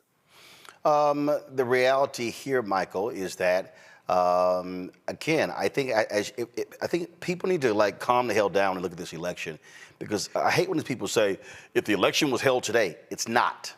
Right. It's not. And so what you're seeing is a candidate and a campaign, again, methodically build. The vice presidential debate will be carrying right here on the Black Star Network, taking place on Tuesday. I doubt there's going to be a second debate between her and Trump. But again, this thing is building, building, building. That's what you're seeing. Absolutely. And, I've been going through her economic plan that was just released that you just discussed. Black Enterprise has a good article dealing with how this plan will help Black people. And one of the things they talk about is dealing with food costs, groceries. And they talk about how Black families spend 1.5 times more on food than white families. So Kamala Harris, as president, introducing a federal ban on price gouging for groceries would disproportionately benefit African Americans, Black people. It talks about directing 33% of federal contracts to Black and Latino-owned small businesses. That's huge. Okay, millionaires are created by federal contracts. Okay, so and I've managed 2 Black-owned companies that had contracts with local and state government. Federal is huge, and you have people who say, "Oh, well, this is not specifically for Black people." Right. Race-based policies are illegal based upon Title VI of the 1964 Civil Rights Act, Section 601. Yeah, but non-discrimination and federally assisted programs. So people have to understand law, but you can write policies that disproportionately positively benefit African Americans. And we see that. And Jelana, the reality is, I love these people who say, Vice President Kamala Harris, she's copy and pasting Biden's economic plan. Well, it is the Biden-Harris agenda. So I would think that if you the Harris in the Biden-Harris agenda and it's going well, that you ain't got a problem doing it. Well, I agree with you there, team. But I think that what's important about Vice President Harris's plan, her economic plan, one, we got to remember she hadn't had all this time to get her message out. She literally took over at the top of the Democratic ticket in July or August. So for people to expect for her to have explained everything like Donald Trump could have, because he still conceptualizes shit, is wrong. But I think she's doing a good job. And what I think is really important about what she's doing is she's taking into consideration, and I want to make sure I don't mix this, that she's tackling racial and gender disparities by investing in communities of color and promoting economic justice. Why is that important? Because in this climate of Republicans and Trump getting rid of DEI, talking about critical race theory, where you want to just erase where we are today and why we are where we are today, we've got to have policies that address why and where we are today. Also, insofar as affordable housing, we need affordable rental. We talked about affordable home ownership if you want, but also we have a homelessness problem, and there are a lot of kids who are homeless. And I will tell you that Vice President Harris's economic plan addresses homelessness. You can go to any city and you will see where the mayors in those big cities are trying to move out the homeless population with their conventions and things coming. If you don't have a stable place to stay, you can't get a job, you can't get rest, you don't have a place to keep your food. She also... Actually, hold on. I got to cut you off there. Here's why. I got to get to my next guest. Vice President Kamala Harris is going to be speaking in about 10 minutes. So I got to get this in before we do that. Daria Rose, I'm sorry. She's a lawyer. She's also been all over social media breaking down Project 2025. I saw some of her videos and I said, look, we got to get her on the show. And I ran to her at the Congressional Black Caucus Foundation, AOC. And I was like, all right, let's do this. And so she joins us right now. First and foremost, glad to have you here. You've really been just walking people through Joe Madison, the late, great Joe Madison would always say you got to put it where the goats can get it. And that's what you've been doing. So what inspired you to start these series of Project 2025 videos on TikTok and other platforms?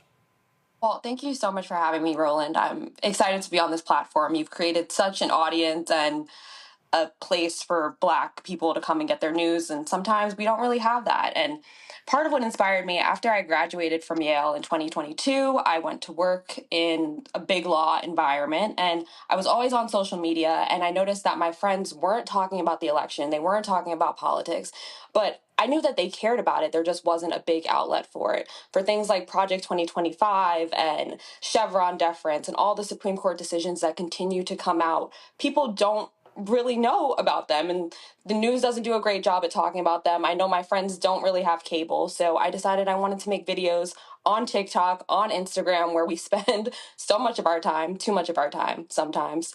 And yeah, it's just been really great to see the response, and I've built an amazing audience, and we can converse back and forth, and we talk about issues, and there's so many people every day who tell me, I didn't even know about this. I hadn't heard about Project 2025. And have you been surprised, because first of all, when Taraji Henson mentioned it on the BET Awards, it actually just blew it up. But look, the average person ain't going to go through 921 pages. No. And so, one, how long did it take you to go through all of that? And two, what are 2 or 3 things that just jump out at you where you are reading going, these folks are nuts? Well, I had heard about Project 2025 way before. People had been talking about it for months. And then when Taraji came out and said it, I was like, okay, it's go time. People are going to be looking this up. They're going to get discouraged when they see the 900 pages. It took me about a few weeks, of learning it and talking to my friends about it, and then to sit down and really go through what are the most important things. I say the three things that really jumped out to me. One, the issue on abortion. They want to completely get rid of abortion access. They also mentioned this thing called the Comstock Act that a lot of people don't know about, but it's a law that basically made the shipping of birth control pills illegal. So we're talking about not just abortion, but now we're talking about birth control. So it's just running the gamut. And remember, it was Justice Clarence Thomas who made that point in the Dobbs decision where, contraception. And so folks were saying, hey, y'all, they ain't stopping at abortion. No, they're not. They're trying to expand it. The second thing that was absolutely crazy to me is dismantling the Department of Education. The Department of Education has been around over 50 years, and before that, we've always had some form of regulation for our education system. I think this is their move to the Christian nationalist thing. They believe that professors and institutions are radicalizing children. They don't believe in DEI. They're believing in banning books. So getting rid of the Department of Education is one huge step in that. I think the third and most concerning one is their plan for Schedule F, and that's to reclassify a bunch of federal employees and make them at will, essentially being able to fire them. They'd be able to fire the scientists at NASA from the people who work on the Food and Drug Administration and the FDA, and replace them with DJT loyalists who will do his bidding. So those were the three huge ones. There's so much other stuff in there. They want to get rid of porn, make it illegal for anyone distributing it. They want to... There's a lot in there. First of all, which is hilarious because the CEO of Grindr said the Republican National Convention is literally the Super Bowl for Grindr for people who are on their app. Yes, I heard that too, and I heard they had to get rid of traffic during it. So it's I remember I was in Tampa in 2012, and the strip club owner said, "Oh, we prefer Republican National Convention over the Democrat National Convention because we make tons of money at the Republican National Convention." But yeah, these sanctimonious folks and all of their religious talk, we know, which is also fraudulent. But one of the things that we talked about at the top of the show is the Department of Justice and how they want to weaponize it. And the point that you also made that folks don't really understand. Project 2025, they want loyalty oaths from all federal workers.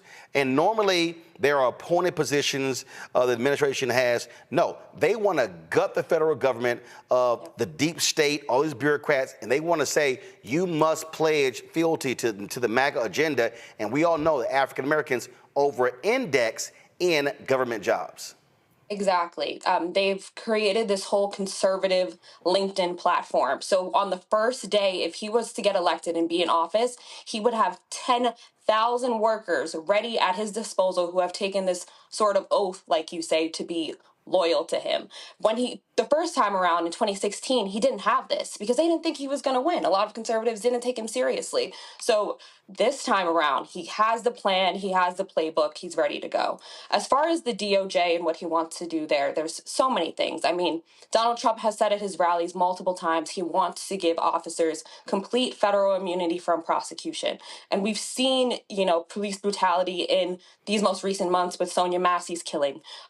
We've seen it with George Floyd, which they're still trying to pass the George Floyd Policing Act. We could forget about that if he's elected.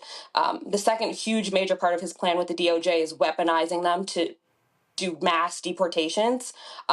They want to round up 30 million people. Some of them they want to put in camps. Some of them they want to send back to their home countries. That's not what the Justice Department is supposed to be used for. And the third one is he wants to dismantle the FBI. And a lot of people don't know the FBI is mainly responsible for investigating cases that deal with race-based discrimination, assault cases, any cases where it's anything really related to police brutality. The FBI really takes a big hand in that. He wants to get rid of that. So all three prongs of those are very, very concerning, especially for Black and brown communities that are already over-policed and over-indexed. Well, again, going through this is critically important because, as you said, folk don't actually read it. That's why yesterday when I broke down how in 60 years, There have been 3 executions on the federal level, but prior to Trump, there were 3, none under Obama and Biden. Trump executed 13 people in 6 months. This man is sadistic. He is crazy. So it's about 2.5 minutes before the vice president speaks. So quickly to the panel. So first, Michael, your question for Daria, quick. Daria, thanks for coming on. Man, ask your question. I'm asking. I said quick, damn it. I'm asking the question. I don't need all that. Thank you for coming on. Good to see you. Get to your question. Comstock Act, 1873, connect the Comstock Act to the banning nationwide of contraceptives as well as pornography, because all that is connected, dealing with abortion as well. Connect those together, please. Stop rushing, Roland. Hell no.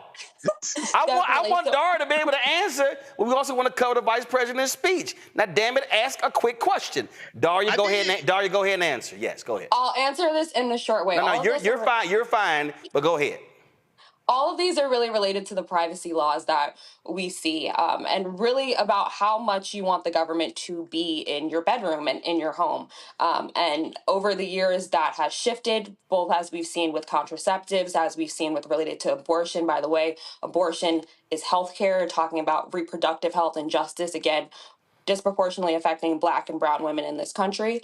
And then we've seen with gay marriage. So all 3 of those are intertwined when we think about the right to privacy. And the Comstock Act was something that they thought of when the government was way more involved in that, when we were way more connected to like this Christian nationalism idea. And the Heritage Foundation, Project 2025, want to revert to this. Clarence Thomas also talked about it in the Dobbs decision, which is the decision that overturned Roe v. Wade. They want to repeal many of these efforts. So it's going to make it a lot harder to get access to contraceptives, to get access to abortion care and reproductive health care. Jolanda. Thanks. My very simple question: what is the scariest consequence that Black men need to be afraid of related to criminal justice with Project 2025? Honestly, I would say DJT himself has shown that he is way supportive of police officers, more so than anyone I've seen before, in terms of trying to give them a full immunity. The reason why we have body cameras is because of the efforts of many Democratic politicians throughout the years that said, we need to get this stuff on camera. We have to see it. We have to believe it. The instances like George Floyd being recorded, the instances of Sonia Massey, we even have, this wasn't a police case, but Ahmaud Arbery. We've seen so many time and time again, prosecutors reluctant to persecute these police officers for their killings. And it's not until, the public gets involved in this. DJT wants to eliminate that completely, which would make police officers way more emboldened. We're talking about stop and frisk on a different level that we've never seen. We're talking about illegal searches in your car. Just so many things that would embolden them to act in ways where they know that they're not going to have to answer to anyone. They're not going to have to be held accountable. So Black and brown men should be, yes. With complete immunity, effectively, they could kill us. It could all be recorded, and it doesn't matter because complete immunity means complete immunity. Would you agree with that? Complete immunity means complete immunity, period. It's a full stop. They cannot be prosecuted for it at any time. It doesn't matter how much rallying goes on. It doesn't matter how much protesting. That's it. And that's not to mention also the settlements that some of these families get that put them in positions to say, not just the police officers, but the city. The city has a duty to answer. That would eliminate everyone's accountability and liability for these terrible murders and killings. And it would just over-police a state that's already policed. So, Black and brown men obviously are the main ones incarcerated in terms of ratio and disproportionately represented in the mass incarceration system. So it's a lot to be scared about. It really is. Robert, your question, let me give you an update. So the vice president was supposed to speak at 7:45 p.m. Eastern. They've now pushed it back to 8 p.m. Eastern, but still be quick with your damn question. Robert, go.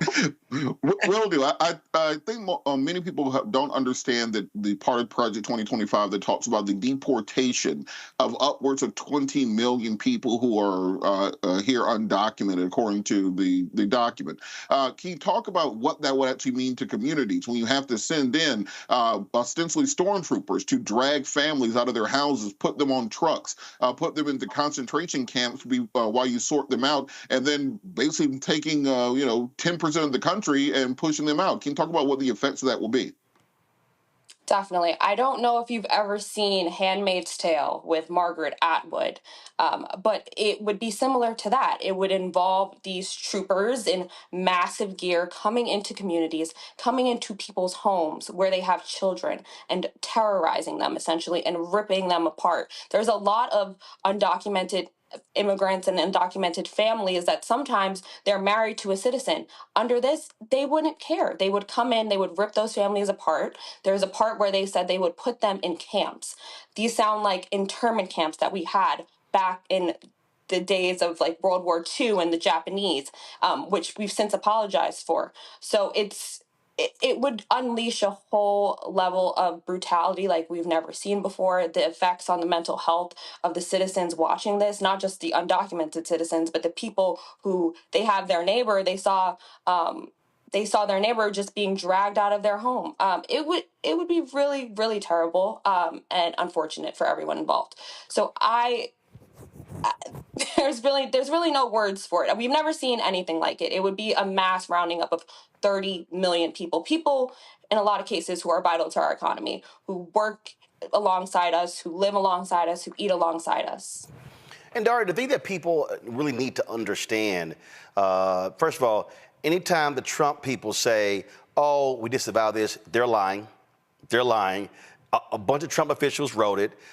They are in lockstep. We already know, which you know well, he followed everything the Federalist Society wanted to do in naming Supreme Court justices. And so all he's going to say is, okay, here you go, Heritage Foundation. Y'all do what the hell y'all want. I'm just here for the pomp and circumstance. So people need to understand, this is a working document.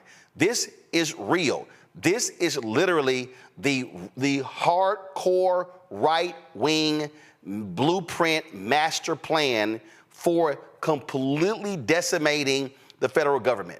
That is their absolute goal. This is not a theoretical exercise. No. Or a hypothetical exercise. It is real.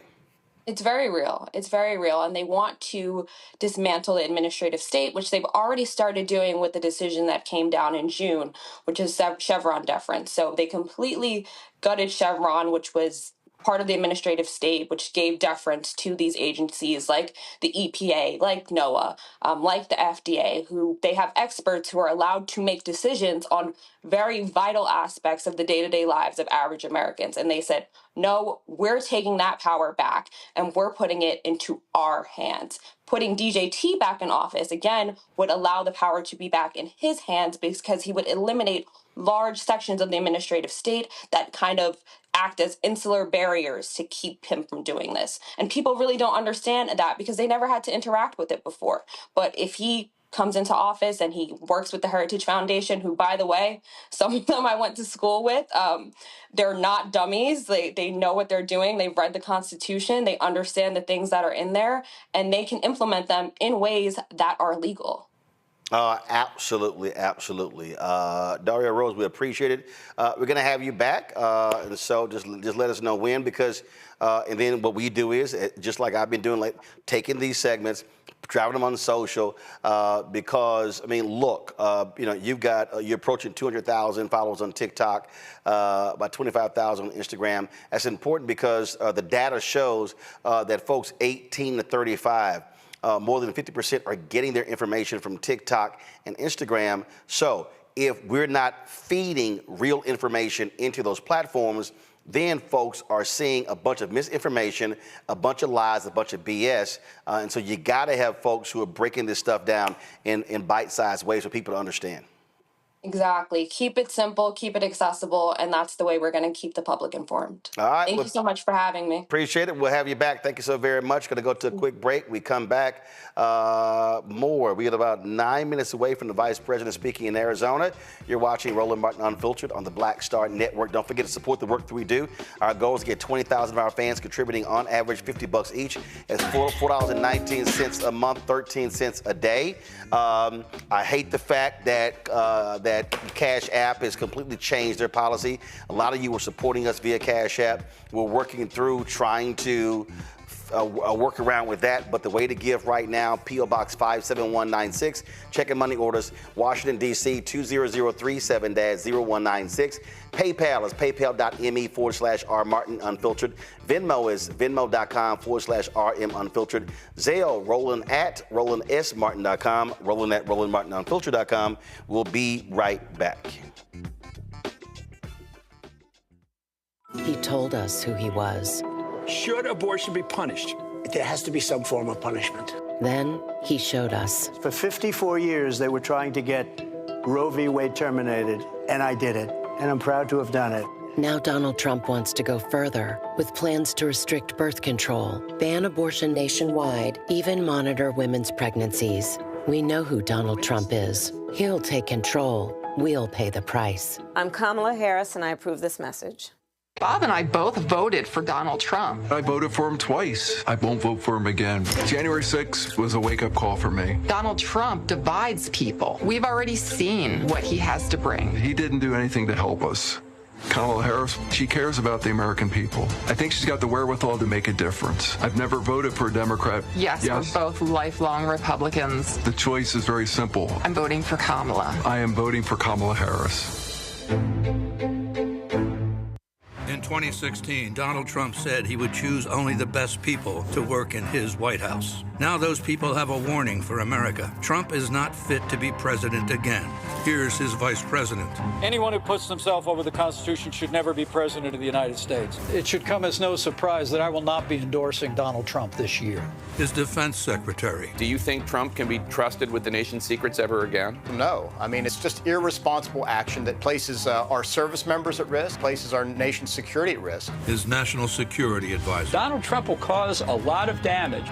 The only thing he cares about is Donald Trump. And the nation's highest-ranking military officer. We don't take an oath to a king or a queen or a tyrant or a dictator. And we don't take an oath to a wannabe dictator. Take it from the people who knew him best. Donald Trump is a danger to our troops and our democracy. We can't let him lead our country again. I'm Kamala Harris, and I approve this message. IVF is a miracle for us because it allowed us to have our family. After having my daughter, I wanted more children, but my embryo transfer was canceled 8 days before the procedure.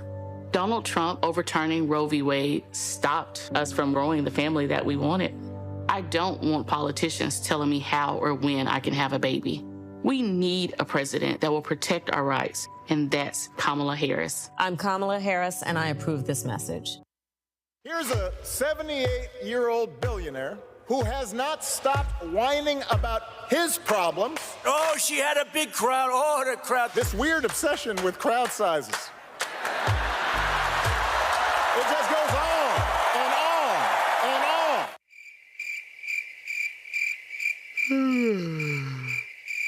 America's ready for a new chapter. We are ready for a President Kamala Harris. I'm Kamala Harris, and I approve this message. The overturning of Roe almost killed me. I had a blood clot in my uterus that caused my labor to have to be induced because of the overturn of Roe v. Wade. I wasn't able to get life-saving treatment sooner. I almost died. And that's because of the decision that Donald Trump made. I was able to get Roe v. Wade terminated, and I'm proud to have done it. The doctors and nurses were afraid that if they treated me in the incorrect way, that they would be prosecuted for that. And that's appalling. Donald Trump says that women should be punished. Do you believe in punishment for abortion? There has to be some form of punishment for the woman. Yeah. I believe that women should have reproductive freedom to make the choices about their own bodies. 4 more years of Donald Trump means that women's rights will continue to be taken away one by one by one by one. This has to stop because women are dying. I'm Kamala Harris, and I approve this message. Kamala Harris has never backed down from a challenge. She put cartel members and drug traffickers behind bars, and she will secure our border. Here's her plan.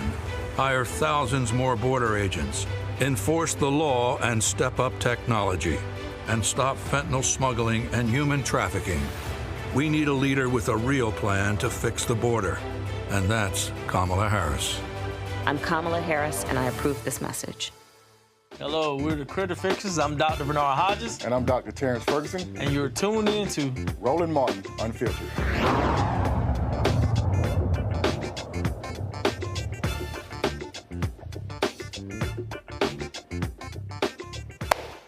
Oh, I love all the viral ads that lay it all out what's going on. The folks at Vote Vets dropped this one, and they did not hold any punches.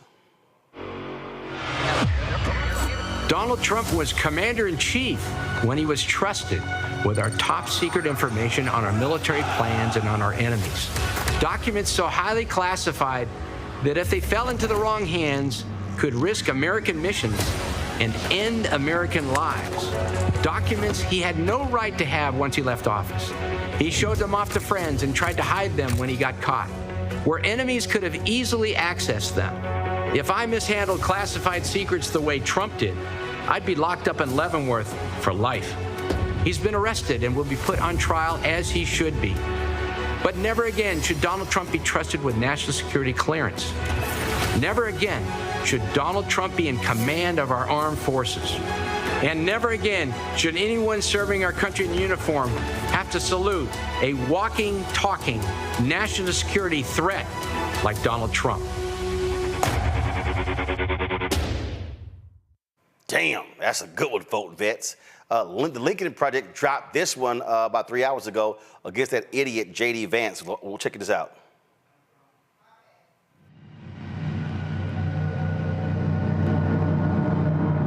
A lot of moms and dads saw marriage as a basic contract, right? Like any other business deal. Once it becomes no longer good for one of the parties or both of the parties, you just dissolve it and go on to a new business relationship. And this is one of the great tricks that I think the sexual revolution pulled on the American populace, which is this idea that, like, well, okay, these marriages were fundamentally, you know, they were maybe even violent, but certainly they were unhappy. And so getting rid of them and making it easier for people to shift spouses like they change their underwear, that's going to make people happier in the long term. And what we have is a lot of very, very real family dysfunction that's making our kids unhappy.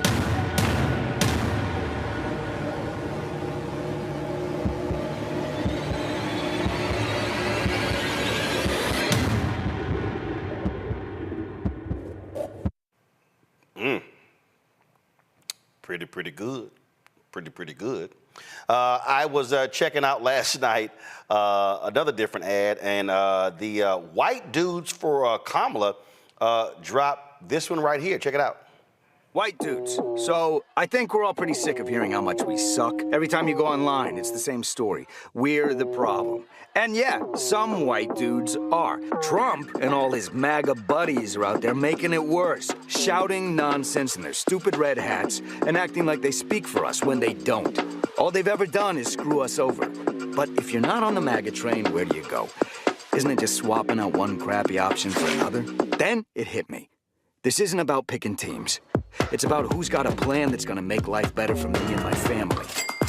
So I've been doing my own research and decided to check out Kamala Harris and Tim Walz. And before you jump down my throat, they're actually talking to guys like us. No lectures, no BS. Just real solutions that protect our freedoms and help us take care of the people who matter.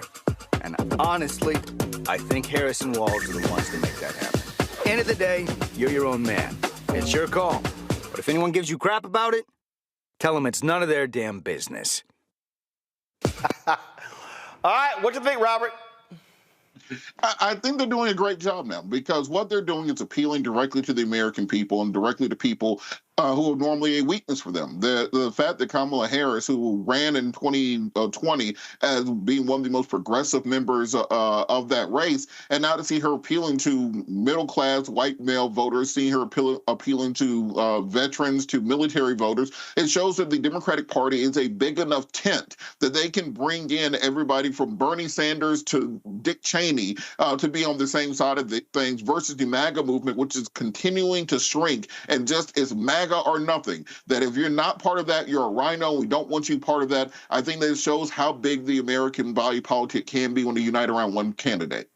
Well, I think what you also are seeing, Jelana, a far more aggressive campaign from Vice President Kamala Harris at the top of the ticket than you saw when Biden was at the top of the ticket. You look at the press releases they sent out. You look at how they are very quick with their viral ads. I mean, they're not wasting time trying to be above the fray. They're saying, oh, you go low? Yep, we're going to punch you down there too. Well, you know, again, I don't agree with Michelle Obama. When you go low, I'm going to get in the gutter. One. Two, it also shows that she's not conceding white men. Three, I believe that the ad that we just looked at shows where white men are saying, hey, we ain't all like Donald Trump. We actually support y'all. So I like the ad. I think it's helpful. And I think that when you have an aggressive racist like Donald Trump, we need an aggressive black fighting, smart-ass woman fighting back and hitting hard and letting people know that she can go with the best of them and even the craziest of them, and she can still handle our business. And Michael, we're actually seeing it play out in North Carolina. Some polling shows she's pulling anywhere from 40 to 45% of the white vote. I've been trying to explain to people, Donald Trump got 53% of the white female vote. If she's able to take that from 53 to 50, that's the election. Yeah, absolutely. Governor Roy Cooper said that North Carolina is definitely winnable. These are fantastic ads coming from the Lincoln Project and Vote Vets, things like this. One ad that I want to see the campaign do, and it may come from a super PAC, may come from the campaign, is attacking this ad where you have a former Minneapolis police officer who shows Minneapolis burning after the killing of George Floyd. And he says that Kamala Harris supported the people who were setting the police department on fire, and she supported defunding the police and things like this. And what he doesn't talk about is the January 6, 2021 insurrection that Donald Trump incited and sent those domestic terrorists to the U.S. Capitol, and they assaulted 140 police officers. Okay, so I want to see an ad that really refutes this nonsense out here, because this is one of the lies that's being told. She never supported really defund the police, maybe some aspects, but never supported defund the police. She co-wrote the George Floyd Justice and Policing Act, but the Fraternal Order of Police supported the George Floyd Justice and Policing Act as well.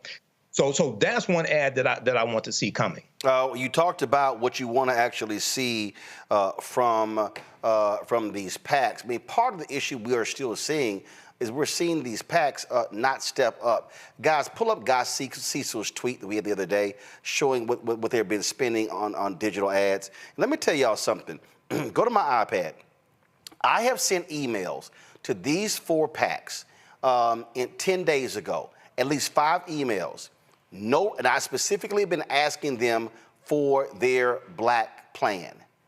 No response to any of the emails. You got Future Forward, American Bridge 21st Century, sitting on millions and millions of dollars. The DSCC, the DCCC. I sent emails to the House Majority PAC, the Senate Majority PAC. The House Majority PAC responded to my email. The Senate Majority PAC has not. And I made it perfectly clear. I'm going to call these folks out. We pulled this up earlier. This is cash on hand. You see right here, House Majority PAC, $80 million. The DCCC, $92 million. Senate Majority PAC, $90 million. That's Chuck Schumer. Democracy PAC, had a great conversation with them. They are doing some work, and they are funding various initiatives regarding African Americans doing great. The SEIU PAC, $50 million. They're going to be spending the money going door to door. But look at American Bridge, $32 million. Fair Shake PAC, that's dealing with crypto, $90 million. I need to pull up what Future Forward has. But again, folks, I don't know what the hell they're spending it on. And let me tell you something. American Bridge, 21st Century, perfect example. You go to their website, they got a Google phone number. Like you can't even, Future Forward, you can't even call them. You can't even call them. And listen, they've got some black consultants who they have been working with. And when I say no response, I literally mean no response. And so Chauncey McLean with the Future Forward. When are you going to respond to an email? When are you going to explain to black-owned media, what is your black plan? Who are y'all using black-owned media? Are y'all investing in groups on the ground? Are you doing independent expenditures? Y'all, I've been asking all of these questions, and when I say they don't respond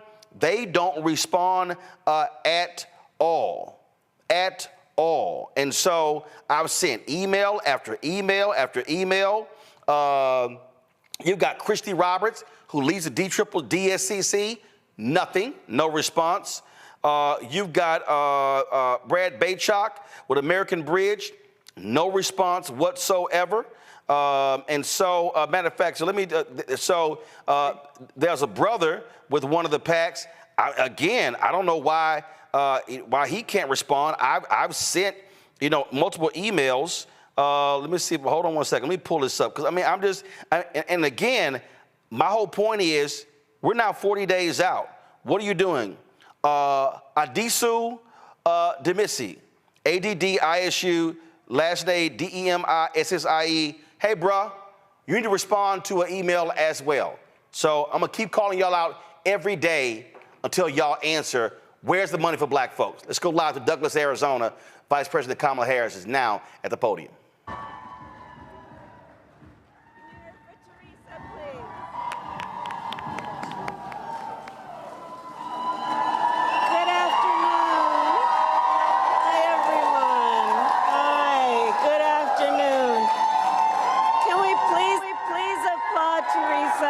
Extraordinary courage. Please, can we applaud? Extraordinary courage. Thank you. Thank you, thank you, thank you. Please have a seat, everyone. Thank you. It's good to be back in Arizona. It is good to be back in Arizona. Thank you all. Thank you so very much.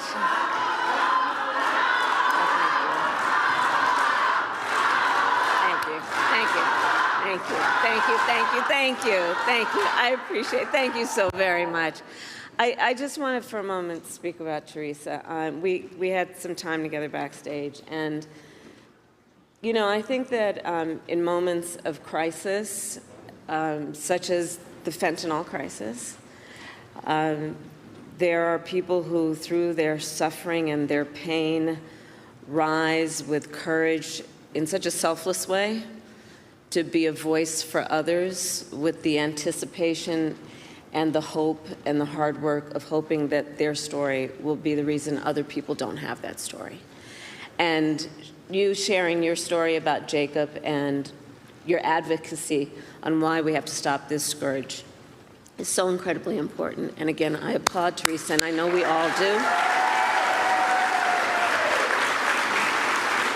And our need to stop this issue is one of the reasons that we are all here together today. I also want to thank the extraordinary elected officials who are here. Senator Mark Kelly came with me.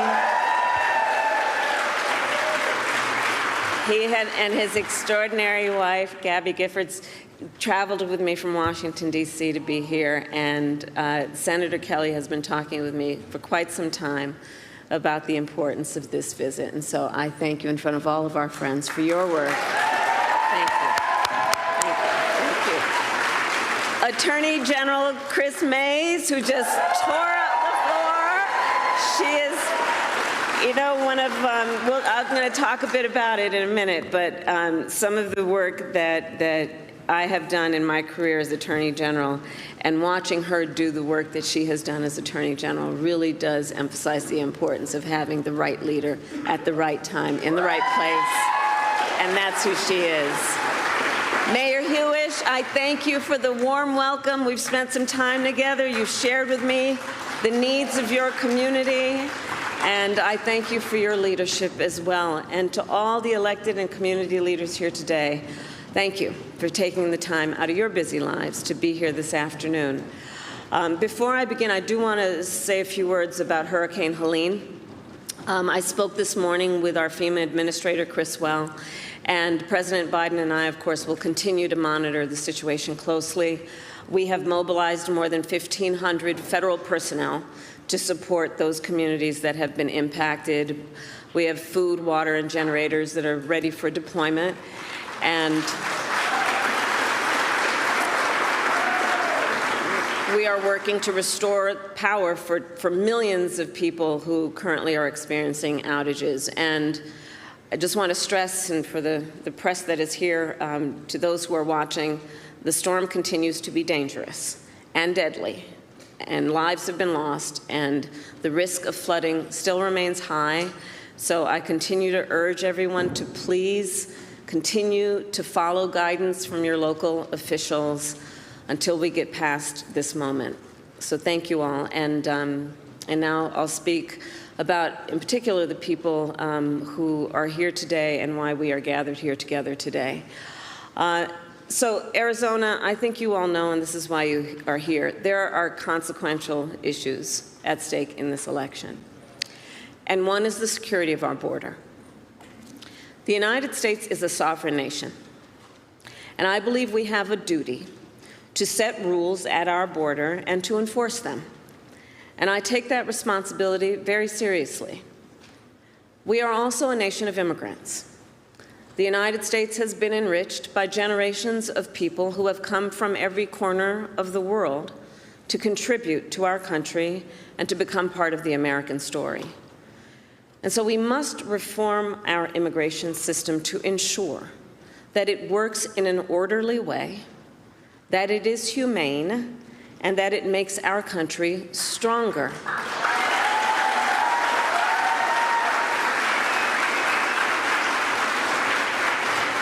So I've just come from visiting the border and the port of entry in Douglas. I spoke with dedicated agents from Border Patrol and Customs officers who every day see the overflow of commercial traffic through the port.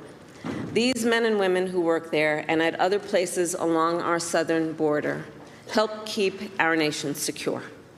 And they need more resources to do their jobs, which is why we have and are in the process of investing $500 million to modernize and expand the port of entry here in Douglas.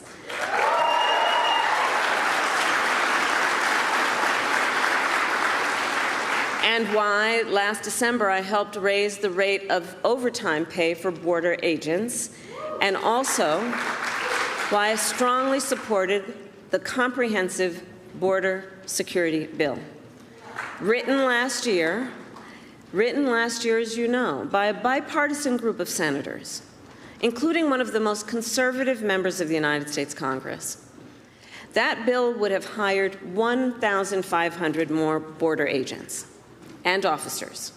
It would have paid for 100 inspection machines to detect fentanyl that is killing tens of thousands of Americans every year. It would have allowed us to more quickly and effectively remove those who come here illegally, and it would have increased the number of immigration judges and asylum officers. It was the strongest border security bill we have seen in decades. It was endorsed by the Border Patrol Union, and it should be in effect today, producing results in real time right now for our country.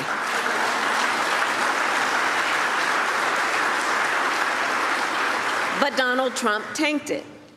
He picked up the phone and called some friends in Congress and said, stop the bill.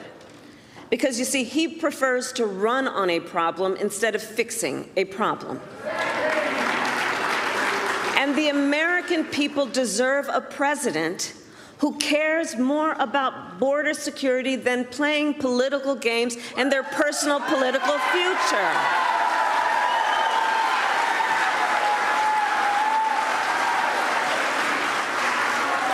And so even though Donald Trump tried to sabotage the border security bill, it is my pledge to you that as President of the United States, I will bring it back up and proudly sign it into law.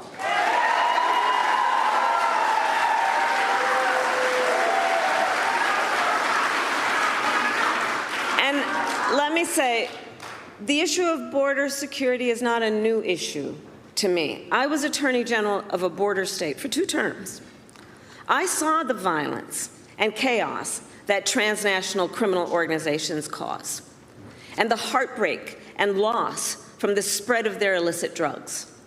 I walked through tunnels that traffickers used to smuggle contraband into the United States. I've seen tunnels with walls as smooth as the walls of your living room, complete with lighting and air conditioning, making very clear that it is about an enterprise that is making a whole lot of money in the trafficking of guns, drugs, and human beings. And my knowledge on how they work comes from the fact that I have prosecuted transnational criminal organizations who traffic in guns, drugs, and human beings.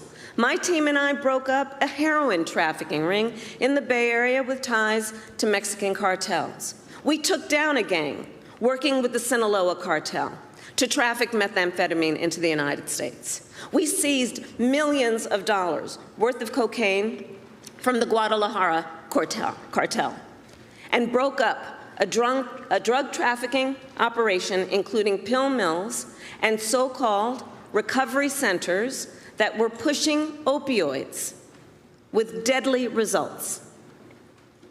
As Attorney General of California, it was 10 years ago that I brought a bipartisan group of American attorneys general and led that group to travel to Mexico City to meet with Mexican attorneys general to address this issue, and in particular, to increase intelligence sharing on gang activity, all of which allowed us to prosecute more human traffickers. And I started, as Attorney General, the first comprehensive report in the state of California analyzing transnational criminal organizations and the threats they pose to public safety and to the economy. So stopping transnational criminal organizations and strengthening our border is not new to me, and it is a long-standing priority of mine. I have done that work, and I will continue to treat it as a priority when I am elected President of the United States.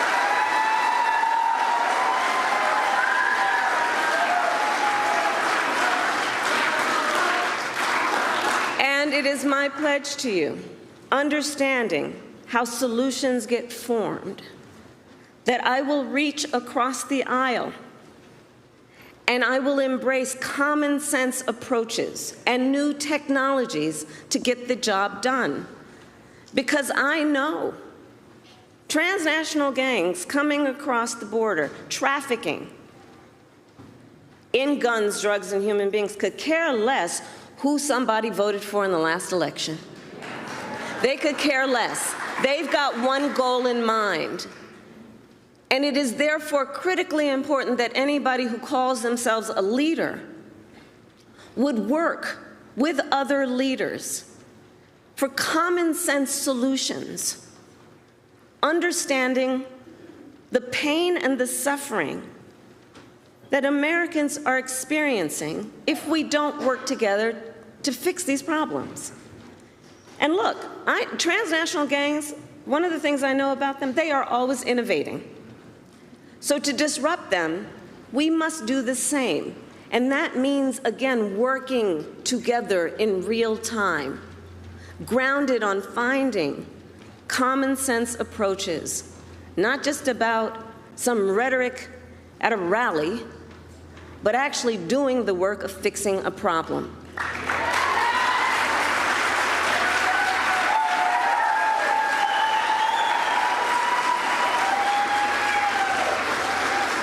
And as president, I won't only bring back the border security bill that Donald Trump tanked, I will do more to secure our border. To reduce illegal border crossings, I will take further action to keep the border closed between ports of entry. Those who cross our borders unlawfully will be apprehended and removed and barred from re-entering for 5 years. We will pursue more severe criminal charges against repeat violators. And if someone does not make an asylum request at a legal point of entry and instead crosses our border unlawfully, they will be barred from receiving asylum. While we understand that many people are desperate to migrate to the United States. Our system must be orderly and secure. And that is my goal. And that is my goal. Securing our border also means addressing the flow of fentanyl into our communities. Fentanyl is a scourge on our country. The nature of it as a drug is such that it is highly addictive and it is highly lethal. So much so that using it one time only can be fatal. I have met far too many families, parents, loved ones who have lost a family member, a child, to fentanyl. And their grief is heartbreaking. And the devastation caused by fentanyl is being felt from rural communities to big cities. It's impacting communities across our country, regardless of where they are geographically, politically, or any other demographic you choose to talk about. It's a scourge in our country, and we have to take it seriously. And as president, I will make it a top priority to disrupt the flow of fentanyl coming into the United States.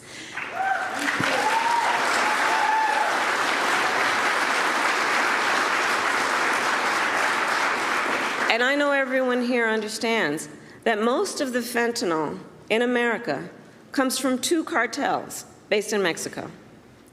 Most often, they are smuggling it through vehicles at legal ports of entry, like the one I visited today.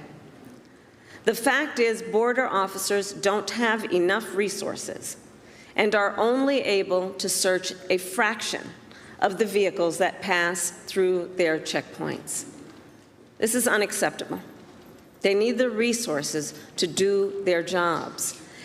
And as we could have done with that border security bill, I will surge support to law enforcement agencies on the front lines, more personnel, more training, and more technology, including 100 new inspection systems that can detect fentanyl hidden in vehicles. And we will make sure that our ports of entry, including airports and seaports, have additional state-of-the-art technology to detect fentanyl and the chemical tools used to make it.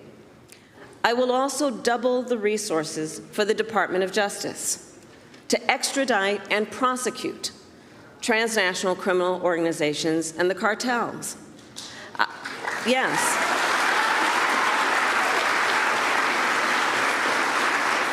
I will ensure that we target the entire global fentanyl supply chain because we must materially and sustainably disrupt the flow of illicit fentanyl coming into our country.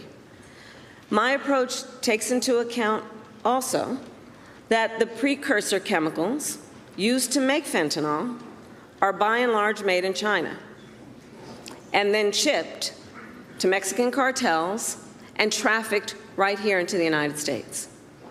Our administration demanded that China crack down on the companies that make those chemicals, and it has started to happen. But they need to do more.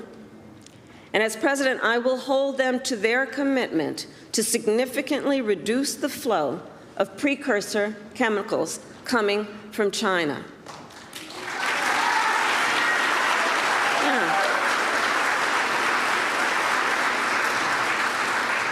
And all of this to say, we must tackle this issue from every angle, because our highest charge must be to protect the lives of our people. It must be to understand the pain and to have the courage to know that solutions are at hand if we focus on fixing a problem instead of running on a problem.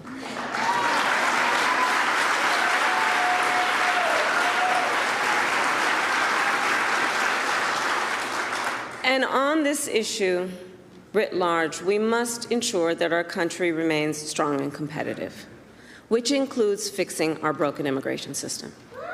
And let me be clear, I reject the false choice. I reject the false choice that suggest we must either choose between securing our border or creating a system of immigration that is safe, orderly, and humane. We can and we must do both. We must do both.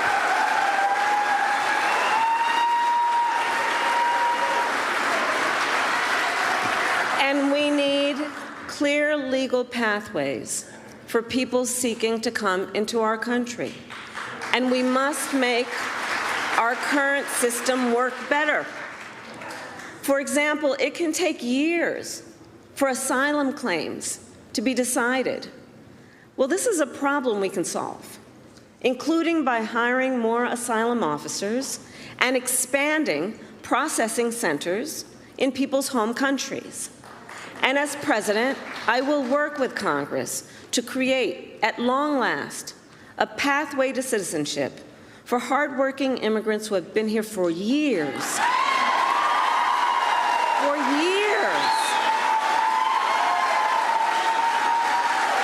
And deserve to have a system that works. I also have in mind our dreamers. I have met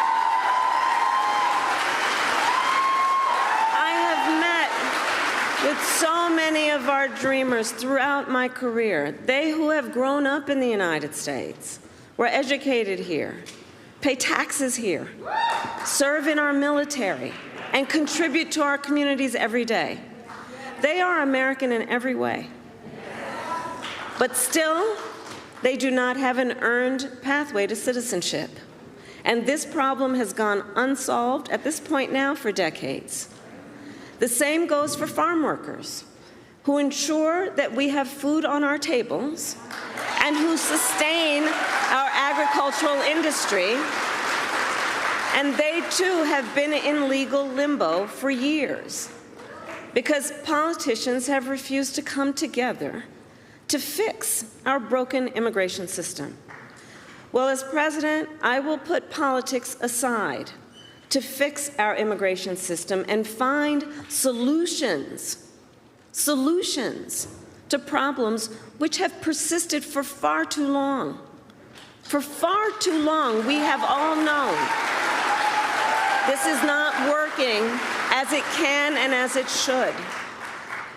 And so, as I said at the beginning, these issues are highly consequential for our nation. And the contrast in this election is clear. It is a choice between common sense solutions and the same old political games. In the 4 years that Donald Trump was president, he did nothing to fix our broken immigration system. He did not solve the shortage of immigration judges. He did not solve the shortage of border agents. He did not create lawful pathways into our nation. He did nothing to address an outdated asylum system and did not work with other governments in our hemisphere to deal with what clearly is also a regional challenge. As overdoses went up during his presidency, he fought to slash funding for the fight against fentanyl. And what did he do instead? Well, let's talk about that. He separated families. He ripped toddlers out of their mother's arms, put children in cages, and tried to end protections for dreamers. He made the challenges at the border worse. And he is still fanning the flames of fear and division. And let me be clear, that is not the work of a leader. That is not the work of a leader. And that is, in fact, I think we all believe, an abdication of leadership.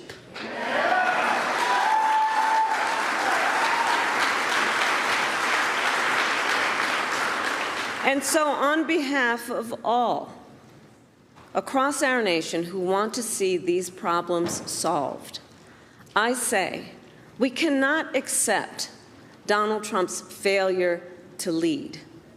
We should not permit scapegoating instead of solutions.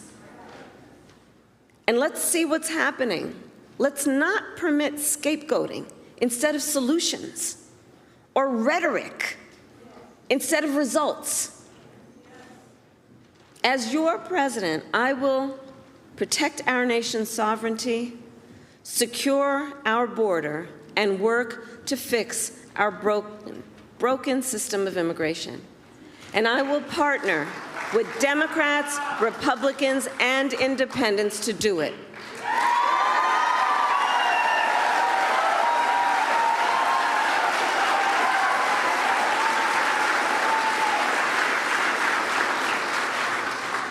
Arizona, it is time for us to turn the page on the ugly battles that have characterized our politics. And it is time to move forward together to achieve real solutions that make our country stronger. And I know we can get this done. I know we have the will. I know we have the courage. I know the solutions are at hand, and I know we are ready. And so with all of that, I say thank you. May God bless you, and may God bless the United States of America. Thank you all.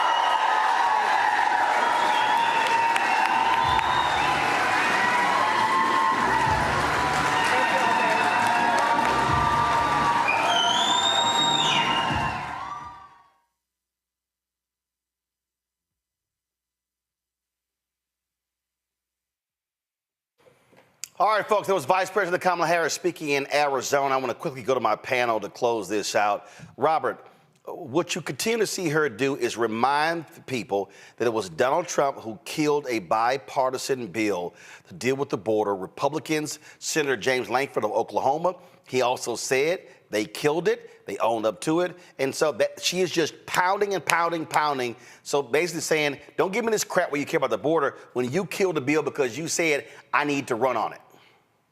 You're absolutely correct. This is a clear attempt to attract those swing voters, those immigration voters. After the issue of abortion, immigration is very high on every poll on what people care about: immigration, economy, individual liberty. So she's trying to put to rest some of those fears that people have about being, quote unquote, soft on immigration. It was a very hawkish speech. It was very much a return to Obama 2008 almost immigration policies. And I think she tried to come off very forcefully on this. She could have actually dug even deeper and talk about the fact that for the last 25 years, Republicans have killed every single immigration bill. You can talk about the fact that Donald Trump had to pay $1.5 million for hiring illegal immigrants to work at his resorts. So I think Democrats are going to go on the offensive on immigration this last 30-plus days until Election Day and take away one of Donald Trump's primary strengths.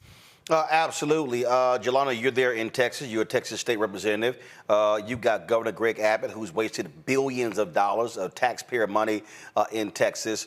He spent millions flying migrants across the country as well. And all these folks, they talk loud. But the reality is they don't want to really confront the problem. And he stands solidly with Donald Trump by ignoring that particular bill. Shame on all of them. You're on mute. Well, I'm sorry. What I thought the vice president did brilliantly was she explained how she understands about immigration, how she knows how they smuggle people and products into the country, and how she can fix it, because if you don't know what the problem is, then you can't fix it. She reminded us that when he was president, he had these same problems and fentanyl deaths went up. I know that fentanyl is a really big problem, especially in these border states, especially with people who don't look like us. I'll just say that. So I think she's hitting on voters that she needs to get on her side and take from Donald Trump. I thought she was brilliant when she talked about the broken asylum system. Now, and I'll say this quickly, this, Roland, you had Judge Hughes on here when they were trying to take her off the ballot here in Houston. And she's a former immigration judge. So I actually called her while I was listening to the vice president and said, hey, how long does it take for the asylum cases? She said it took 6 to 10 years from the time you come into this country until the time you actually see a judge. So you're here without asylum and you're working and then you could be kicked out and you've had kids born here. She came up with common sense ideas to fix that system, and I thought Vice President Harris did that. So I think she was strong. I think she spoke exactly to the issues that she needs to speak to in Arizona, and I think that she's going to be a pleasant surprise for us. She's going to do remarkably well in Arizona. What you're dealing with, Michael, here, this is a photo that she posted on her page here. I'm on my way back to Arizona for official briefings on the latest work to secure the southern border and operations to stop the flow of illegal fentanyl into our country. Michael, Republicans keep talking about fentanyl, but you heard her say it. She laid out how it actually is coming into the country. You know, so all these people, they love, oh, no, it's killing. She's like, no, this is actually how it's coming in. And you've had these massive fentanyl drug busts, and they go, see, it's failing. And they're like, no, actually, if it's a bust, it's actually working. Right. Absolutely. Well, she knows what she's talking about because she was State's Attorney General for the state of California, going after transnational organizations like this. This is a real change in strategy for Democrats because usually what was perceived as a weakness, they would not take on head on like this. So she's doing the right thing from the border and then laying out her plan as well. And immigration, partly because of Trump blocking the border bill, okay, it has become a major issue in this 2024 election. And if he becomes president and he wants to try to deport 11 million, 15 million undocumented immigrants, whatever million he wants to put on it, whatever number, is going to arrest economic growth in this country and spur inflation and probably bring about a recession as well. OK, and as I say always, if you want to bring down undocumented immigrants and undocumented immigration to this country, stop eating foods you did not grow yourself. And a lot of people don't want to do that, okay? Because this is excellent what she's doing. She needs to keep this up.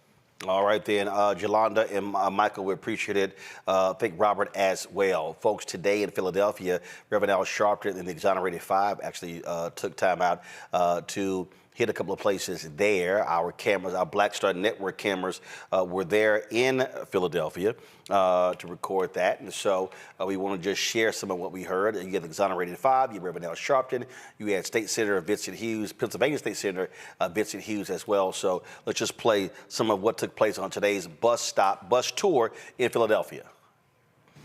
We cannot afford, after all that we have been through, and all that was fought for, with bloodshed, with nights in jail, with whatever house bombings occurred, to come this far now and lose our right to vote, lose our rights to our affirmative action.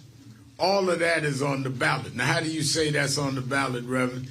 Because whoever is the president assigns the Supreme Court or nominates the Supreme Court, and whoever's in the Senate, they confirm. That's how come they could delay Obama's nomination for a year and then confirm 3 right-wingers that took back affirmative action, hurt voting rights, took away women's right to choose. So we're doing these stops. We're going to go to Pittsburgh and next week. We're stopping here. And I brought a busload really a minibus and a busload with me. It's going to move around the city today, but I wanted to be here for the kickoff. And I brought, since there is a rumor that some black men are being persuaded another way, we're not telling you to vote for, but we want you to have the information. I brought 2 young men that know one of the candidates well, Donald Trump. And they know him because when they were falsely accused of raping and battering a white woman in Central Park, he took out an ad and paid $85,000 calling for them to have the death penalty. They went to jail for years, one of them 7, the other 13. But they're free today, and they're in Philadelphia. I remember what Donald Trump did to us. We can never forget. And just to make it plain, when Donald Trump wrote those full-page ads in New York City's newspapers calling for the state to kill us, in big, bold headlines, it said, "Bring back the death penalty. Bring back our police." This was 2 weeks after we were accused, not 2 weeks after we had gone to trial. 2 weeks they wanted people to believe the worst of us and not believe what the country says, that you're innocent until proven guilty. They looked at the color of our skin and not the content of our character and deemed us guilty. But those ads were something more. Those ads were a whisper into the darkest enclaves of society for them to do to us what they had done to Emmett Till. I want you to remember, they put our phone numbers, our addresses, all of that stuff was inside New York City's newspapers. People could just show up at our door. And if you remember what they did to Emmett Till, they showed up at his door, drug him from his bed, beat him to death. And then they tied a cotton gin around his neck and put him in the bottom of the river. Imagine if Corey didn't survive. We could have all, if Corey didn't survive, we would have all been rolling around as if we were mistakes, hiding in plain sight, never realizing the true potential that we are our ancestors' wildest dreams. We were built for times like this. So we raise our daughters to be strong. We raise our daughters to be loving, right? Loving and empathy. That laughter that you see from her, that's real. That's real, Dad. That's real. My wife and I have had the blessings to be up close and personal, okay, with her. That's not fake.